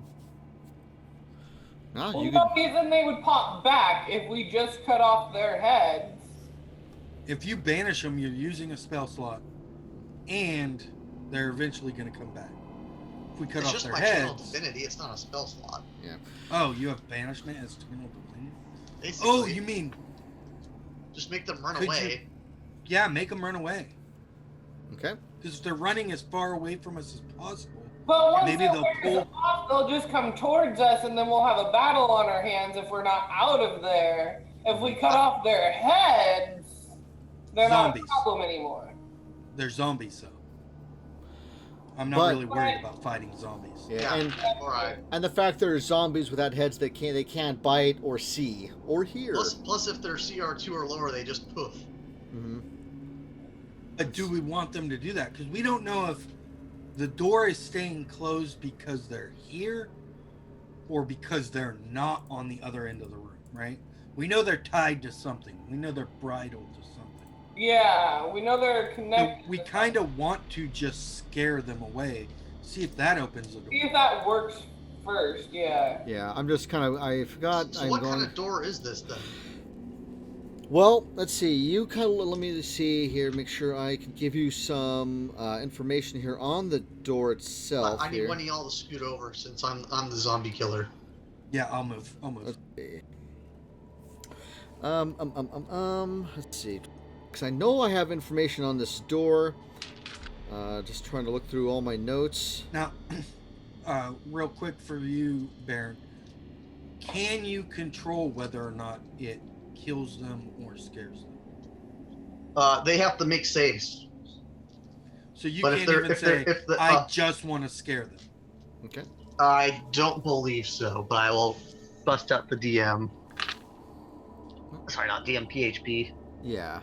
and check. And so theoretically, you guys should be able to see the 3 zombies there, right? Like for tokens. Not yet. Not yet. Okay. Okay, hold on here. Okay, well, at this point, we're just gonna, this is one of those things where it's that fog of war thing is kind of blocking view from it. So, yeah, let's see.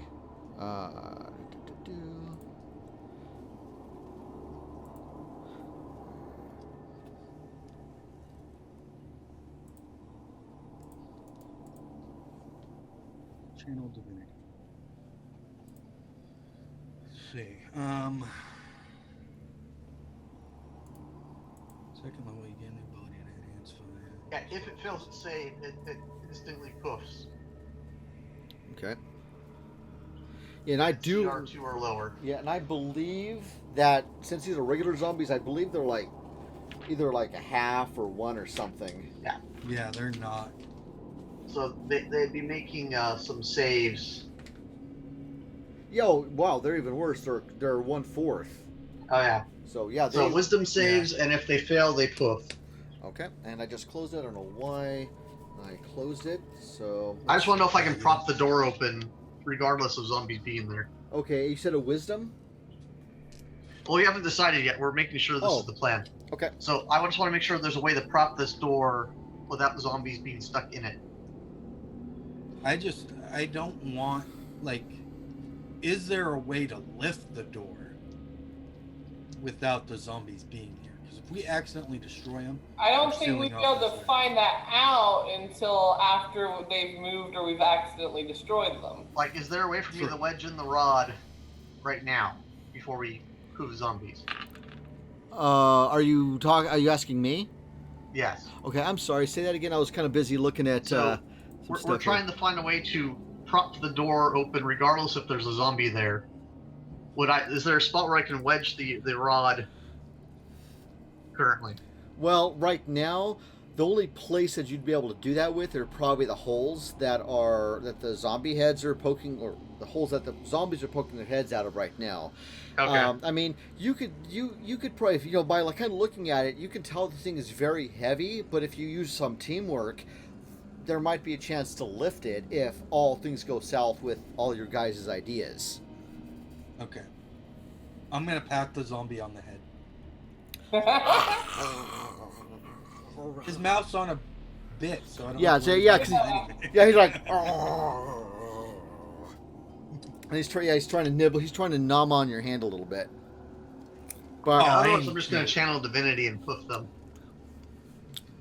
Yeah, I think we got enough strength if we have to lift the door. And levitate. I can literally just sort of the doors. okay, Or Baron can cast Stone Shape and just That make too. the door yeah, a circle. yeah. So just making sure. Yeah, it's 9 foot high. Yeah, stone door. So yeah, there is that option as well. All right. So they make some wisdom saving throws now. All right. So the What is your holy symbol, Baron? fail. Technically the shield. I've Very got it much on there, fail. but what the actual symbol is, it's something to do with the hell Okay. is the DDHs. Oh, Hephaestus. So probably just a hammer. So I can tell you right now that all 3 of them failed because one was a natural 4, one was a nat 1, and the other one was a nat 5. So So So one they all actually, turn to dust. so the nat one actually dusted twice as fast. mhm. Yeah. So one man's like, "Argh," it's just like you're watching an episode of Walking Dead. All of a And I sudden, stared at them. yep. And then you looked at them funny, gave them a really scary face, and they poofed, and they died. And then they the they bridles. Avenger in-gamed. Yeah, and then the Or bridles. Yeah, the bridles just kind of go, kind of fall, and then kind of fall back out onto the other side of the room. And so now you guys are now left with. Well, I get it. Now I know what that picture of is in the room. It's a chariot. Okay. So I yeah. didn't hear the word bridle till right then. Alright, it's now to open the door. Yep. All right. So you guys can make an attempt to open the door. As in this case, if you guys wanted to try to lift it, Well, you know, of course, you're not going to know this exactly, but the door is going to weigh about 1,000 pounds, and it'll take everyone, just like the similar doors we have had you guys open before. We need a combined strength score of 33 or higher. So Kabarak and I should be the base. Yeah. So I should not be. Well, I mean, what's your strength at, Gimbal? Yeah, out of the two of us, who's stronger? my strength score is 14. okay, so I yeah, have a On 13. 19. I managed to I get have a 13. score to So- 11 last time we got an ability score improvement. yeah. Let's see.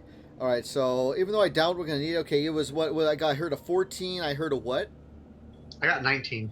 19. Actually, I have a 13 because I'm also a level 1 barbarian. Okay, so 14, 19, and 13. And what was yours, Gimbal? If I you're have gonna. 11. Okay. I'm the least. He Okay. has Well. a rock. All right. So yeah, you guys kind of have to kind of push together a little bit to do this, but you guys are together are able to do this fairly easy because you guys got a total of 57 out for the But the- 33. Click it, Baron. Click it. What's clicking? The The movable Oh. rod. Click. Wait, why is the short person doing this? Where's Kabarak? Because you have it. All right. Take a mental note to make sure I'm the one that grabs the movable rod on the way out. All right. Can you reach it? Probably not. Would Baron? Well, if the Baron bear put it did up, it, yeah, so. Gimbal jumps. I got hops. Go in. All right. Yeah. So Let's yeah. take it slowly. Okay. Yeah. All right. So okay. I Let have to get you to where we could see in. All right. Yeah. So let me read you a story. It's about a paragraph here of description. Okay. Okay, 6 glass cauldrons brimming with humanoid bones line the walls of this tomb. See, at the center of which stands an ancient chariot bearing a bronze sarcophagus with treasure strewn atop it. Paintings on the chariot's body show a tall bird with a long sharp beak. On the south wall, a bronze shield bears the embossed image of a Cholton warrior carrying a spear. Below, an inscription that reads, "Bow before no one." 4 bronze statues stand on pedestals to either side of this shield. They depict Cholton warriors, one holding a sword, 2 holding spears, and 1 missing its face. What do you... Bow as the dead god entombed. Not bow. Bow as the dead god entombed is what the room said. Let's see. I thought it was in house. Yeah. These inscriptions on the outside of the room have not steered us wrong yet.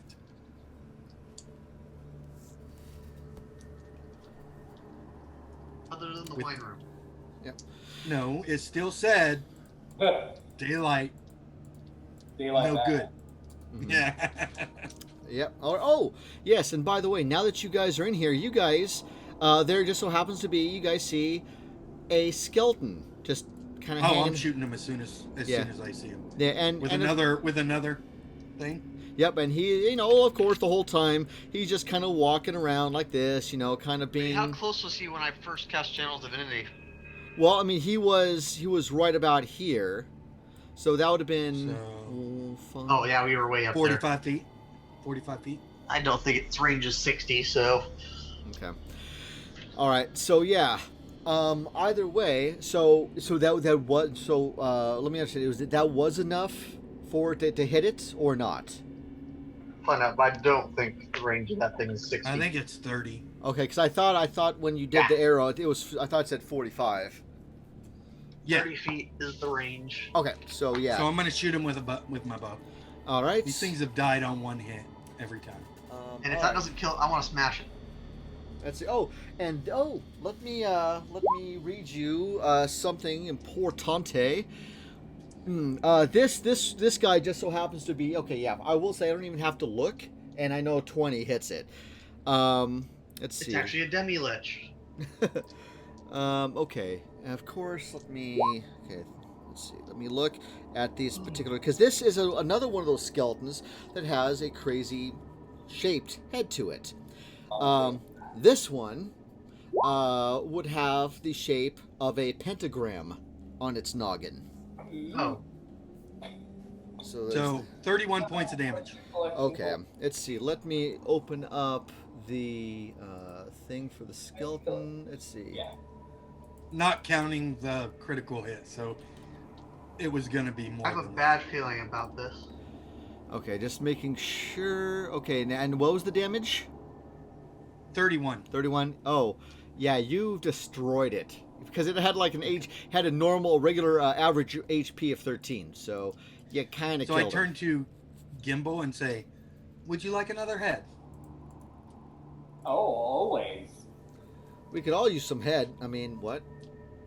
What? I'm going to walk. What? We can say that? yeah, I know. It's weird that we can say things like that now. The boner to the skeletons. I mean, I always like calling skeletons boners anyway, so. Bag and Nails is going to walk up to the shield and bow to it. Okay, and so far, absolutely nothing happens. And you're incinerated. I thought I said don't bow. The words outside said bow.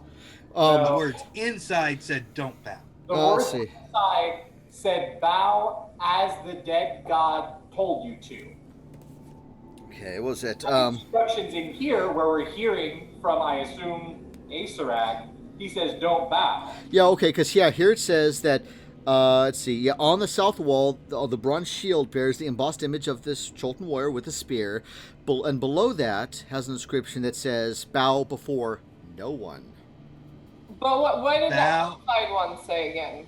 Bow as the dead god intoned. Okay, so, and you guys you want what the other one, the actual, the other one said? Okay. Yeah, I just read it. Okay. All right. Let's see. And then So we need to know what kind of fetal position the dead god is entombed in. so out there it says Bow. inside it says don't. Yeah, oh yeah, it just says bow as the dead god intoned. So, yeah. Oh, Bow as the dead god recited is what it said. So you're right, Gimbal. It says don't bow, so I will not bow. Because intoned means to say, basically. Yeah. to say, to recite. I mean, yeah, because either way, like, kind of connecting those two statements, you could just say that there's maybe just a slight play on words there, potentially. I have not had enough sleep for puzzles. I am going I to walk love puzzles. skeleton, I do too. and I'm going to 3 hours sleep is not enough. pick up the skull. Okay, so, all right, so you went ahead, you grabbed the skull, and I'm assuming you're going to, like, attach it to your belt or wherever the other skeleton heads were. Yeah. Well, since it already got has a 3 pentagram now, on right? it, you might as well say all the words to summon Cthulhu. Yeah. Batu, Barata, Niktu. Okay, and then... Nikto. Nick, yeah. He said it incorrectly, something Yeah. bad's gonna happen. Yeah, so now suddenly through the door you guys just came in, the Necronomicon floats in there and then eats everyone up. Yep. Let's see. All right. Okay, so what would you guys like to do here? What are we doing? Investigate. Well, we got a sarcophagus with a bunch of treasures piled on. Yeah, I guess I'm going to look at I'm going to observe, Don't not touch touching. the treasures. I look at Bag of Nails. Wait, can I even And- see them from how short I am? I mean, They're it's... on a chariot. I totally forgot about that. I need to. Let's Look see. at Bag of Nails as I they need don't directly Okay. touch. So I will say that you would be able to just barely see, you know, especially if you like Am I staying on my tippy toes? yeah, tiptoes, maybe do the occasional like jump kind of look. On the sarcophagus lid, you do see that there is like a gold torch there. There are 3 golden cups. There's some cloak pins there, and there's some kind of an amulet just hanging out on there. The amulet itself looks like it's a red stone in the shape of a heart. I'm redconning. I'm redconning because I forgot about my flaw. Okay. Bag of Nails is staying back. He is scared. He does not want to do anything. Okay. Let's see. Let me see if there's anything else. Yep, and that's basically all you see on top of the. That's what anyone would see looking on top of the sarcophagus.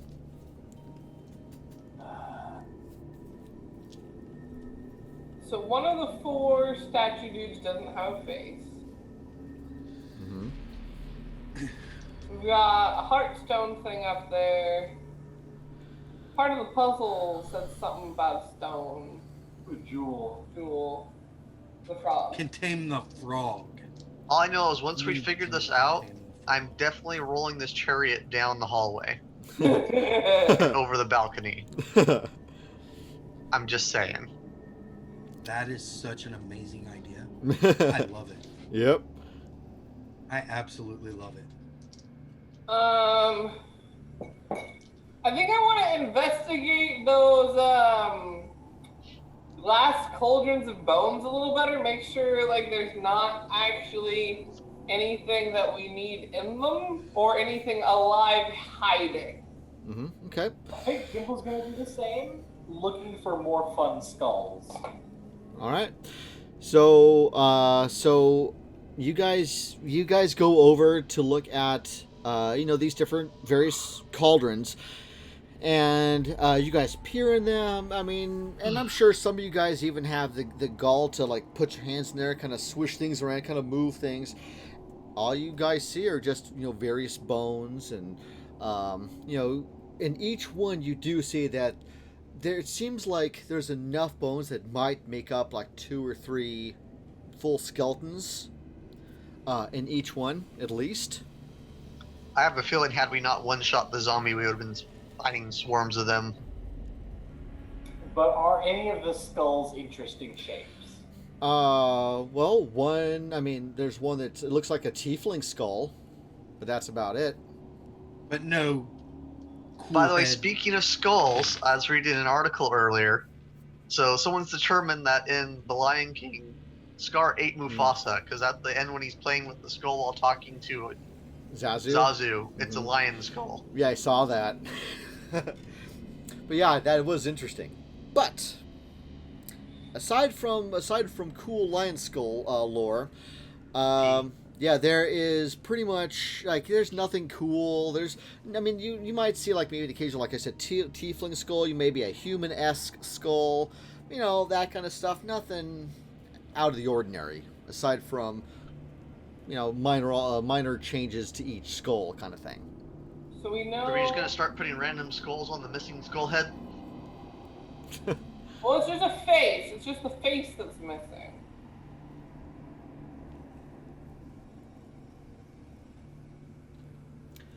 Part of me wants to see if the chariot, like, I don't know, because it's perfectly in line. Can I smash it and break it with the chariot? You want to smoosh the chariot? No, I think she wants to run the chariot into the shield. I want to run, but I want to figure out what. So the shield itself just has the saying on it, right? Yeah, there's the shield, and then directly below it, like on its own little, like, I guess we'll just call it like its own plaque that says, about like bow to no one and all that stuff. I'm still confused. So the outside plaque said. It said, bow. Was it? Let me look Now here. a dead god intoned. Yeah, bow is the dead god intoned, whereas in here. Intoned basically means told you To say. Yeah, but in here it says, bow to no one. I have an idea. Okay. Oh! The faceless statue is no one. Ideas. Okay, sorry, there's a couple of things. What was that, Ryan? The faceless statue could be considered no one. Yeah! Okay, and then what was that, Sean? I had just had the same idea, Okay. like seconds after him. We bow to the faceless one. Let's see. All right. So I'm assuming you guys are going to try to bow to the faceless one. Yeah. Yeah. So yeah, you guys bow. Nothing happens, but you guys bow to it. I was really convinced. Although, as you guys do bow to the faceless one, you guys almost think you guys hear, like in each of the cauldrons, like something rattling around just a little bit, and then just going silent. Want to check out the cauldrons again? I bet you perception roll or something. Do you want me to bow while you're looking into the cauldron? Yeah. Yeah, I'll do that. I'm gonna do that. Okay. Staying in character. All right. So yeah, go There- ahead. We essentially Stand in have the an middle of the infinite room. amount of time right now, right? I mean, yeah, because there's no imminent dangers So I'm at just the gonna moment. go around to each cauldron and start casting Sacred Flame until it's nothing but fine powder on the inside. But no, what if we need what's on the inside to be in the inside for this thing to work? So don't do that yet. Oh no, our camera is sliding. Uh-oh. Bad camera. Why don't you stand in the We're at middle, now. Baron? And if things start coming to life, I'm already in as middle as I'm gonna get. Okay.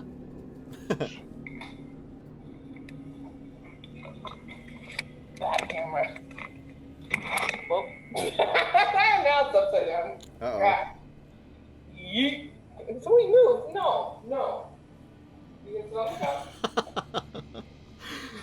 This is the most entertaining D&D game I think I've ever run in a long time.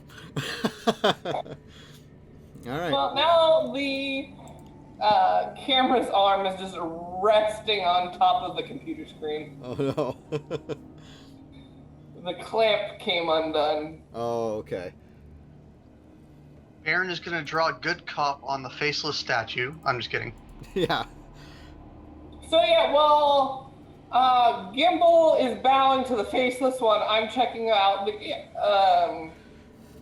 things. Okay, so why don't you go ahead and make your perception roll if you haven't already. Nat 20. Okay. First good roll of the day. Well, you look back at the one you were just looking at before, and because you got a 20 like that, as you said, natural, correct?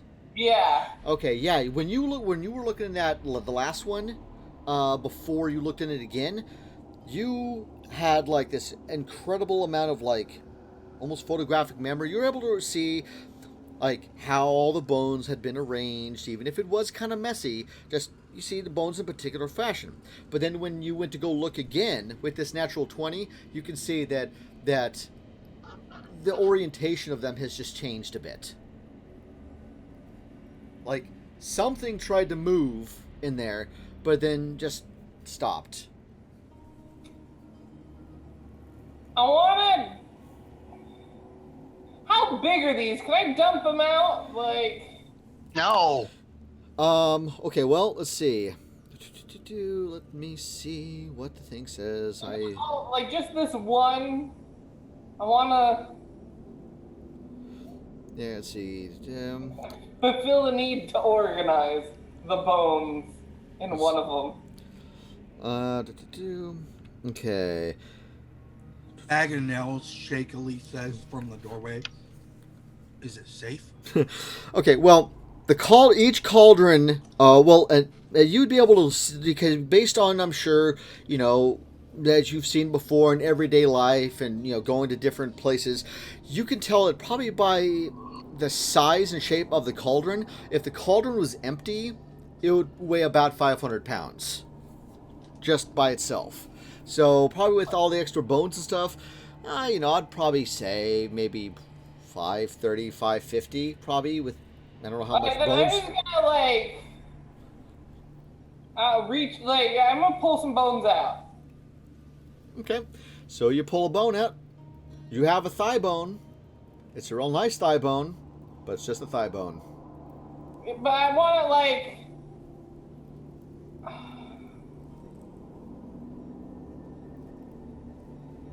I want to play puzzle with these bones. Okay. If him bowing to it made it kind of start to rearrange itself, I want to try and see if there's a reason in there somewhere that it was rearranging itself. I feel like the best way to do that is to start pulling bits out and play puzzle. Yeah. So in this case, so when someone else ends up trying to bow again, nothing happens. Nothing happens. It seemed like it was a one-time thing.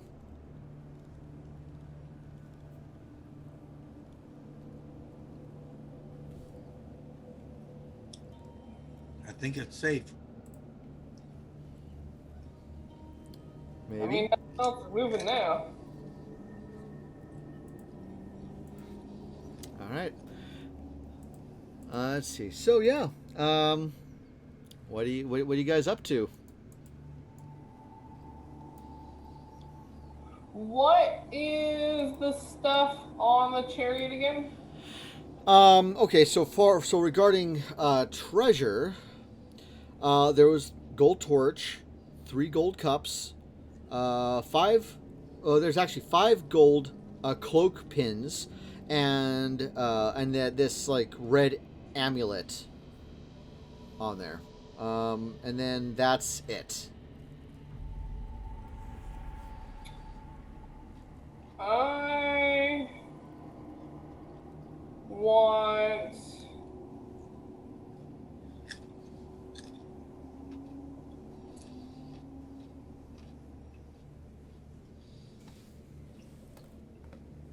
So in my pack, it says I've got traveler's clothes. I'm sure I have some sort of spare shirt or something in that backpack.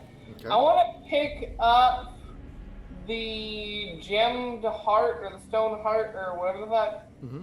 Yeah, the stone, But, like, heart with- amulet. Like with the cloth, so I'm not directly touching it. Okay.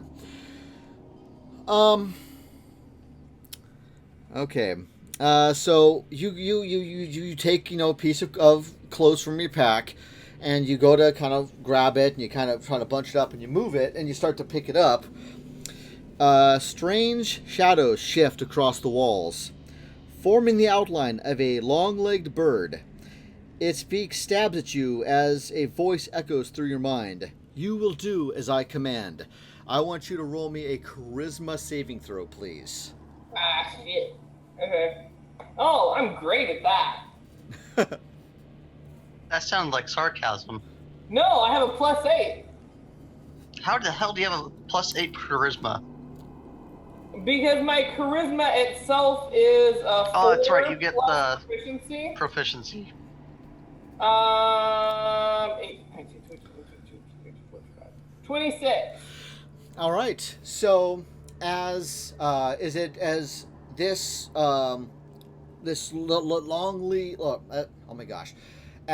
long-legged bird tries to come at you, it tries to inhabit you, kind of enters you for a moment, and you're like, oh, and all of a sudden you're like, fuck off, and it ends up bursting back out of your body. Like, And- oh, hell no. Yeah, and then I nominate Bellic to try that next, because he needs to get all the possessions. and then the bird, and then the image of the bird kind of like almost ghostly, and then gets sucked back through the cloth back into the amulet. So, Bag of nails. Bag of No, nails. no. Yes. Grab the amulet. No.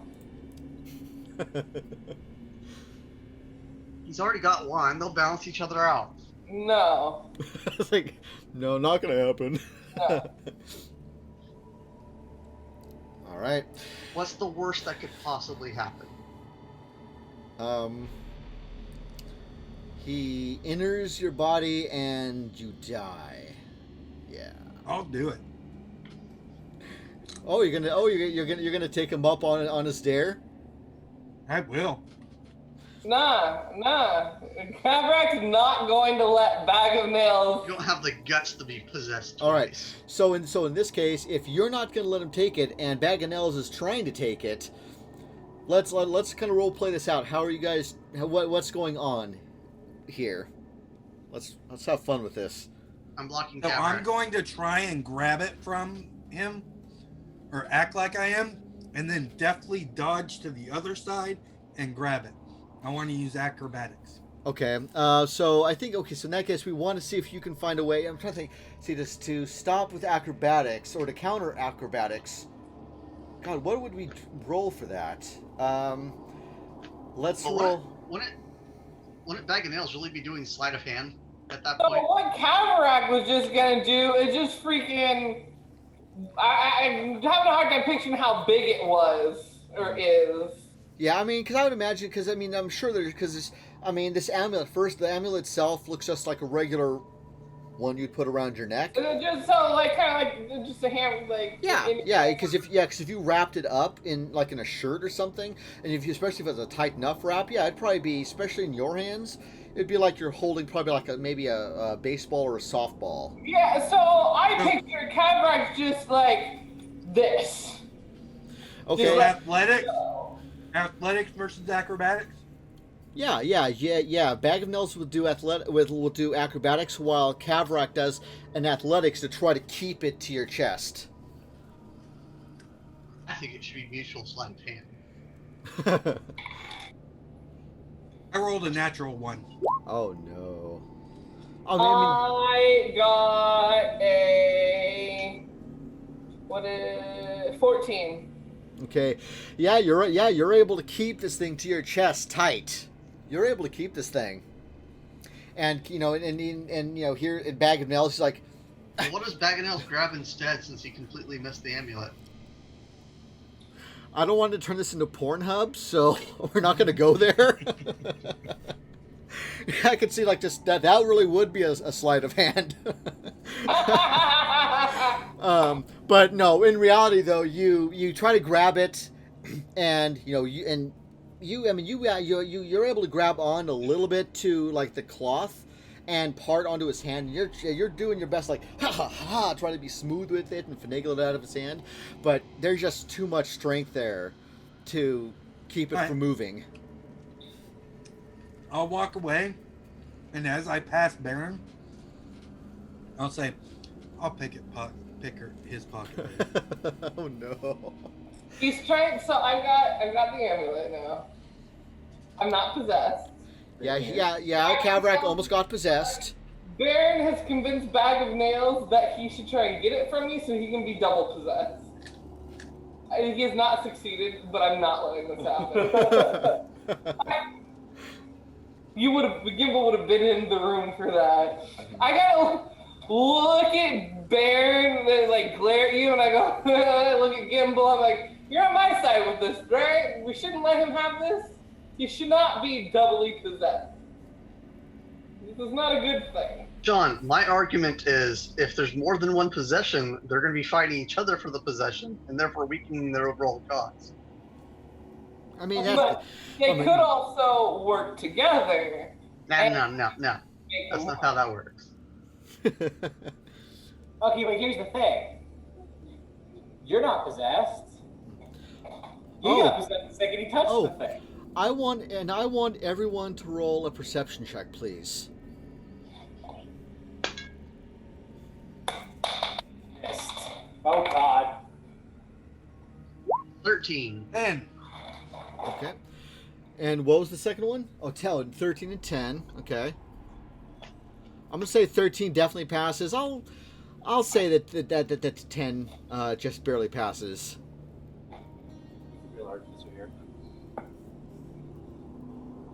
As the Tarrasque blocks the doorway. Yeah.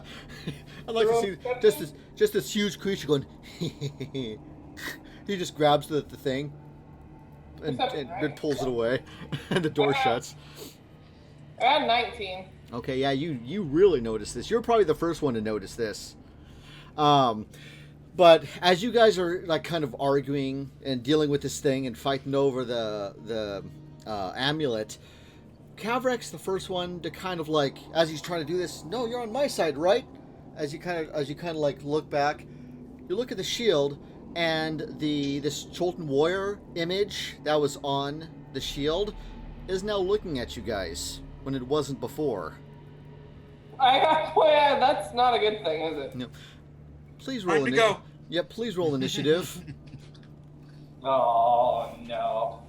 Oh no. Oh no. But because, I'm not going first. yeah, but because of certain actions that you guys took, this is not going to be as big of an issue as it could have been. Okay. I got 9. I got 6. 24. Okay, 24. 5. Okay, I'm sorry. We have all time where it counts. Sean, what did you get? 9. 9. Okay. Let's see. Okay. Kavrak? Got 6. 6. All right. Yeah. Let's see. What should initially be? That's just too bad. Okay, and then Baron, what did you get? 5. Got 5. All right. Let's see. All right, and then let me find out what it is you guys are actually supposed to be fighting specifically. Let's see. Okay. Let's see. Okay. Is it a girl worth fighting for? Oh, it absolutely is a girl worth fighting for. So, beginning of the turn, you see this creature or this particular image. You know, he's holding his spear, and you kind of see him kind of toss it up in there just a little bit and grabs it like this, and with the pointy end this way, and he is going. Let's see, who is the closest one? He's going to aim for Mr. Gimbal. He beat me? Because it's on initiative 20. I have 24. Oh, okay. I'm sorry. Then you go first. I will retract that. Okay. I am going to shoot it Okay. Let's see. and tell everybody, get out. I just want to say that the rest of us combined did not beat initiative 20. Let's see. Okay. Let me read here. Let's see. Okay.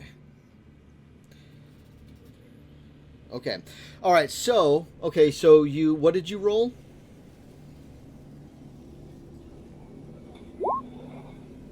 $21 to hit.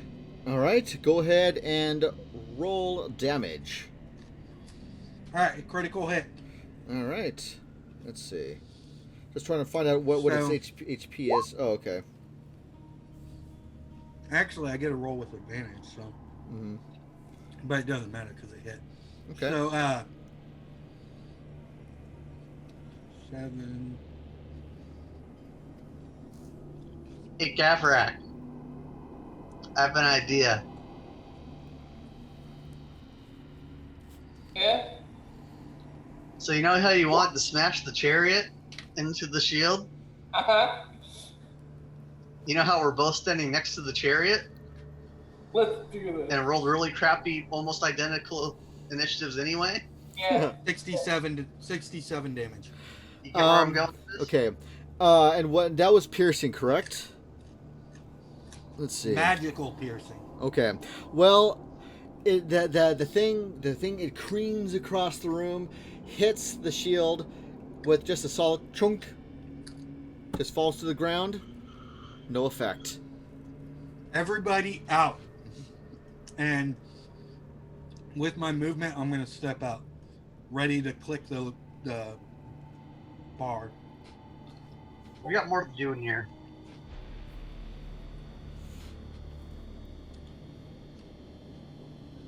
All It's right. the end of my turn. All right, end of your turn. Okay, next in line is Mr. Shieldman. And so, like I was gonna say before I forgot about his 24, he grabs the shield, this thing, and he makes the motion of like throwing it, and this from out of the center of the shield. Let's see, how do they describe it? That a spear is hurled, in this case at Gimbal. Let's see, with a ranged spell attack. Let's see. For a 17. Does 17 hit? Hit me? Mm-hmm. Let's see. Need making a ranged attack? Yes, that would hit. All right. Let's see. And that would do... Let's see.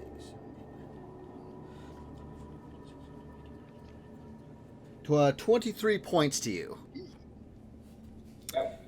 Let's see. And then let's make sure I know what kind of damage that is. Oh, that would be force damage that it's using. Oh, I was hoping psionic. Yeah. All right. The next in line is Gimbal himself. I think I'm gonna go ahead and take Bag of Nails' advice. And You don't even have to fight this thing. 25 feet. 10, 15, 20, 25. Yep. Hund is gonna come with me. Yeah. Oh, right there. I will use my action to.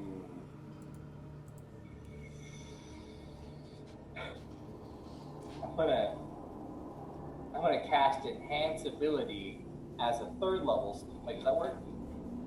Actually, I don't know if that's one of those ones that lets me do a multi-target. Let me find out real quick. I should have looked it up. Okay. Me and Bear want to do something dumb. Still the F's. What F spells? When you cast a spell using a spell slot of 3rd or higher, you can target 1 additional creature for each slot above 2nd. Perfect. Exactly what I want. I'm going to target Baron and Kabarak with the bull's strength. Yeah. So they have advantage on strength checks and their carrying capacity doubles. Okay. All right. All right. It's about the most appropriate thing I think I can do on my turn. I ran. I'm done. All right. Next in line after Gimbal would be Kavarak. So After which would be Baron. So if you want to do like ready up to push Yep. together. yeah, I am ready to shove this thing as hard as I can the second Baron starts shoving. Okay. Heave ho. All right. So then in this case, then if you're readying up, then we'll just go to Baron, and during his turn, I'm assuming you're both going to grab it and just give it a good old shove. No, we're just gonna run the sucker to the wall. We're ramming this thing into that. All right. And Valhalla, we are coming. Yeah. Okay, and then just see what kind of impact we're dealing with here. You said that was advantage on strength checks? Yeah. Yeah. Okay. So athletics. Okay. Yeah, so in that case, yeah, let's have you guys both roll an athletics check to see how much oomph you're able to put behind this. You have advantage. So what else does the bull straight thing do? Just advantage? Yeah. Yeah, it's advantage and your carrying capacity is doubled. So it's just advantage. I got 21. Okay. So this is athletics, right? Yes. Yeah. 22. All right, you guys are able to heave-hove the fucking shit out of this thing. Yeah, so okay. All right. I think with those rolls, I'm gonna make this kind of interesting and fun. You guys do have this thing. I mean, this thing is rolling like it's like a Mustang down the highway kind of thing. And it's going through to the shield, and it ends up hitting the shield with such ferocity that it doesn't do any actual harm to the shield itself, but it does knock the shield off the wall. And I'm going to roll face up or face down. It is face down. Now, was there any look of fear on the poor bugger's eyes that was inside the shield?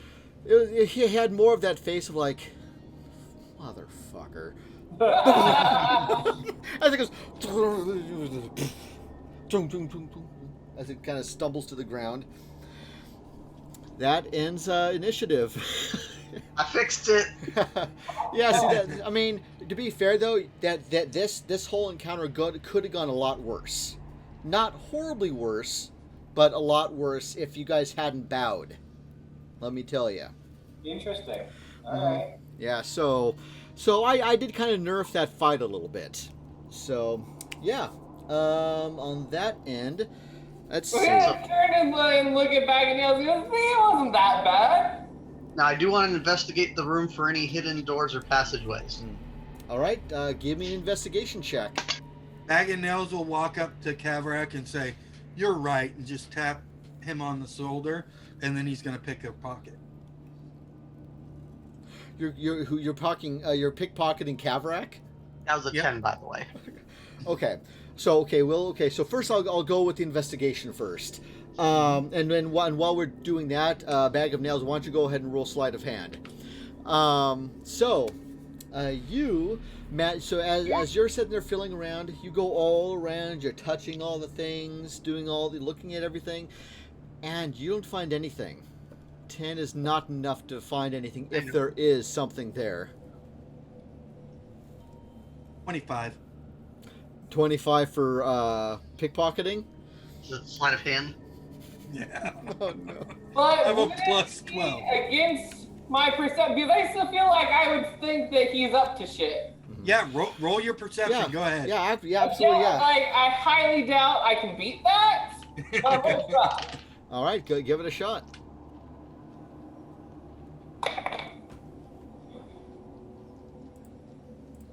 That is. What's 18 plus 7? A whole hell of a lot. 25. And see, so, and then now, didn't you say that both of you rolled a 25? Yeah. All right, so in this case, we're gonna go with the runner, and in this case, the runner was Bag of Nails.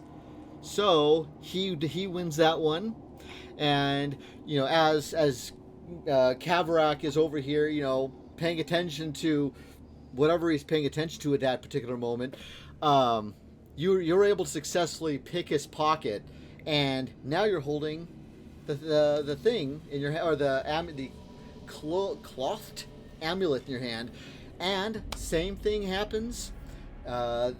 This bird crane type creature kind of materializes in a ghostly fashion, so to speak, and it's like, "Ha! You will do what I say." Ha ha!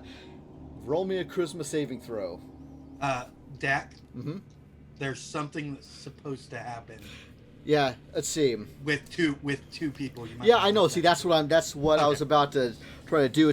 I didn't think that this was going to happen, so I'm going to have to look that So up. it's a contested roll between the two. Okay, so in this case, he tries to come in. Okay, so first of all, I will just say, go ahead and roll your charisma saving throw to see if you can help additionally fight him off, or not. But I don't want to fight him off. Oh, okay. I don't like being a coward. Okay, all right. So what we're gonna do? I'm gonna have this this thing, you can't freaking see it, but one roll be for Ukatoa. That's from a totally different game. No, it's Obalaka. Obalaka. So Obalaka got a 14. And let's see. And then this would be Papazotl. So let's see what I say, 16 or 14. And Papazotl got a 17. So he enters your body, and again, you know, you're like, and you're feeling something. You're feeling, you know, these two particular creatures are fighting with each other in your head. They're yelling and screeching and all that kind of stuff, until Obalaka ends up being dispelled from your body. And So, two things. Mhm. This is what I'd like to happen, and you can tell me if it isn't. Okay. As soon as I grab it from Kavrak, Mhm. I immediately fall over and start just like writhing on the floor. Okay. Getting everybody's attention. And my second thing is, do they see the dark spirit of Obalaka leaving my body? Yeah, as far as seeing the spirit itself, they would see it exiting his body. That this is clearly not the one that just entered his body. Do you guys see that the spirits have exchanged now? Yeah. Yeah. So not controlled by two, Mhm. controlled by one. All right. So let's see. Let me take a look at. Oh, that's all the way back. Yeah, to the I thing. need you to release that to me on Roll20 so I Yeah. can see it. Okay. Let's see. Let me put that dice away here. Put it in my Yeah. folder. Okay. And once I have control again, I will put the necklace on and take off the ring Okay. and hand it out to Kavarak. Yeah. Oh, and it does. Since you still have the ring, you would see the spirit re-enter the ring. So Kavarak, dumbass! What was that? Oh my God! What the fuck, guys? What? I could not understand what she said. Okay, because after the spirit left the body and re-entered the ring, he's giving Kavarak the ring, and he's taking it from him. Oh, it's just gone! So okay, hold on. Let's see. Trickster guy. Let's see. Let me. Because, so, no, he came forward, he didn't move his person, he came forward and stole it from me. Okay. So he'd actually be next to me. I fell on the ground, He right fell on on the the ground. ground, started doing this freak out, one left. Kavarak thinks it's gone. He doesn't know understand how this shit works. Yeah. Yeah. Now. And so once that happened, he put on the necklace and went to pass Kavarak the ring. And without thinking, Kavarak would just be like, yes, you're not holding on to both, you idiot. I'm right behind Bag of Nails, or Mhm. where I imagine Bag of Nails would be when he went to pickpocket Kavarak. Mm-hmm. If the second I see him go to offer it, Where's your know character, by Kavarak, the way, Sean? my good friend Big Tall. Sean, where's your character? Bag of Nails. I'm gonna get him on the ground. Yeah. Okay. Now I will say real quick that for some reason it's not letting me share this particular handout with specific people, but I did send you a DM on Discord that gives all the information for it. All right. Okay. So, Before I'm going if the dungeon daddy will allow. That's what I'm going to try. Okay. So I'm sorry. I was trying to focus on getting the handout thing. Let me. Oh, this is much better. So rewind. This is much better. Bag of Nails stands up, puts on the necklace, goes to hand Kavarak the ring. Kavarak, being dumbass, is in the process of taking it because he's thinking, yes, you're not holding on to both of these, you idiot. Mm-hmm. Gimbal, seeing this as Bag of Nails is going to pass over the ring, is kneecapping Bag of Nails. Oh to my- try and drop him. Okay. I'm trying to get him to buckle his legs so Kavarak uses the ring. Okay. So, let me get this straight. You're hitting one of my knees. Yes. Okay. That means I am now going down on one knee. It's the back of the knee, to be He's fair. hitting the back of the knee so you Oh fall my God! the ring. I'm getting down on one knee then.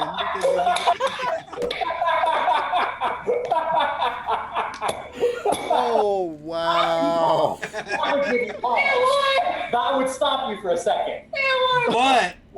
But in that moment, before that happens, I think you two should roll initiative to see whether Kavarak grabs the ring first or Gimbal hits me in the knee first. I would say, how about I'll say like, well, I'd say it's more of a case of like a little bit more of a contest. So how about we'll go with, actually in this case we'll just go with both, whoever gets the Do I higher roll dex. an attack against her dexterity? Yeah. So how about you both roll a straight dex to see, and whoever has the higher one will end up being the one who gets through first. I really hope So an initiative roll. That's an initiative roll. Yeah. Yeah, pretty much true. I got more. I got an 18. I got 16, he got 18. Okay, so so you go up there, you smack him in the back of the knee. Wait. I'm gonna roll my initiative to try and counteract Gimbal. Why?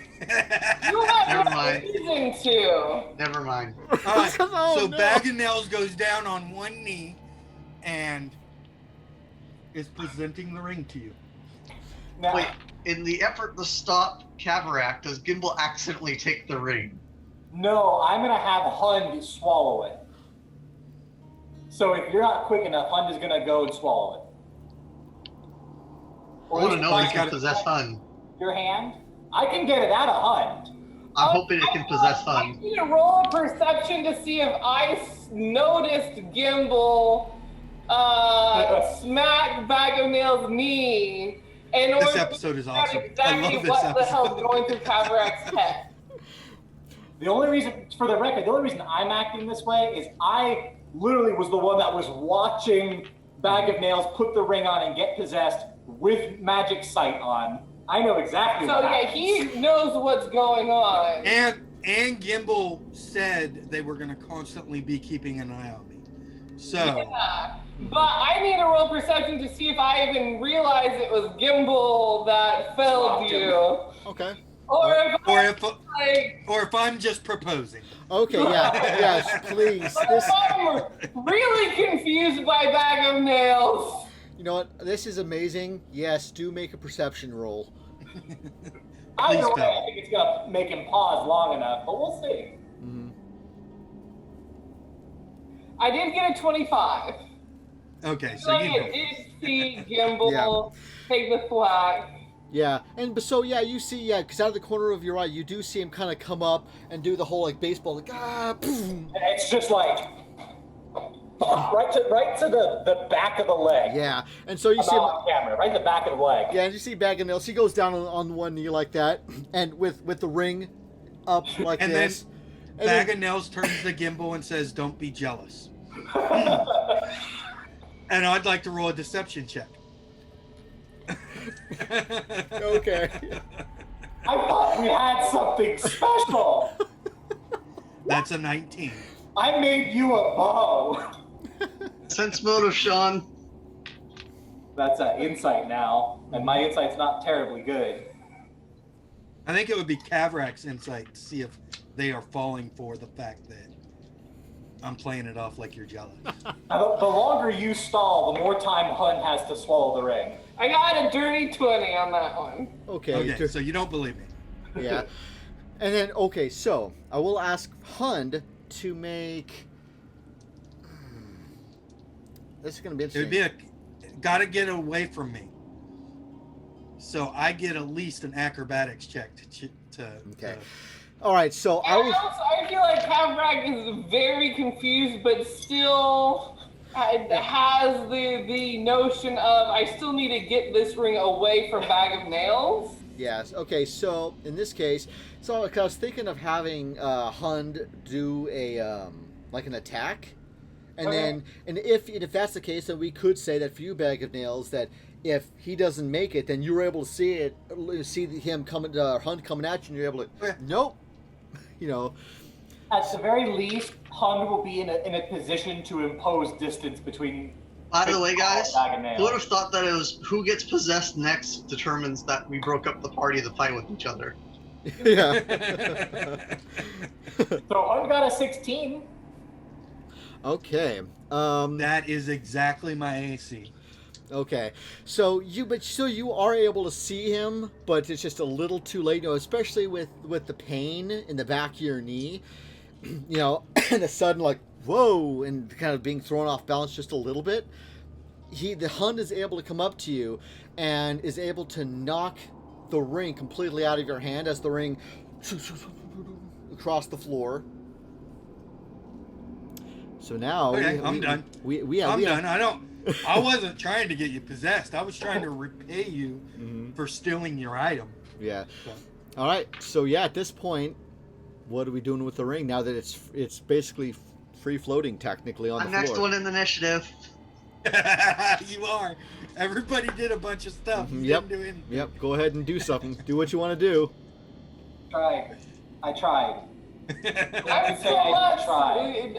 Kavrak still not. We don't need these items down the line, so he would still be going to like And figure Dak, out. what is this item, by the way? Let's see. Let me take. I have to remove the. Hey, the ring is pretty good, guys. I'm not gonna lie. Yeah. At the very least, Hun should still have his movement on his turn. He's gonna go stand over the ring. Okay. Well, let's see. Ultimately, like metagaming. Of course, I don't know if your character would necessarily know this yet because I don't remember. I don't remember if this needs to be attuned or not. But I can look it up. Okay, but it is an amulet of health. Nice. And then just to see if you need to actually attune to, because I don't remember. I think we may have had to have one of those like a long time ago in one of the original It does campaigns. not need to be. Oh yeah, it requires attunement. Okay. Who knew that today was only going to be drowning in wine and fighting over a ring? Yep. All right. So yeah. So okay. Worth So it.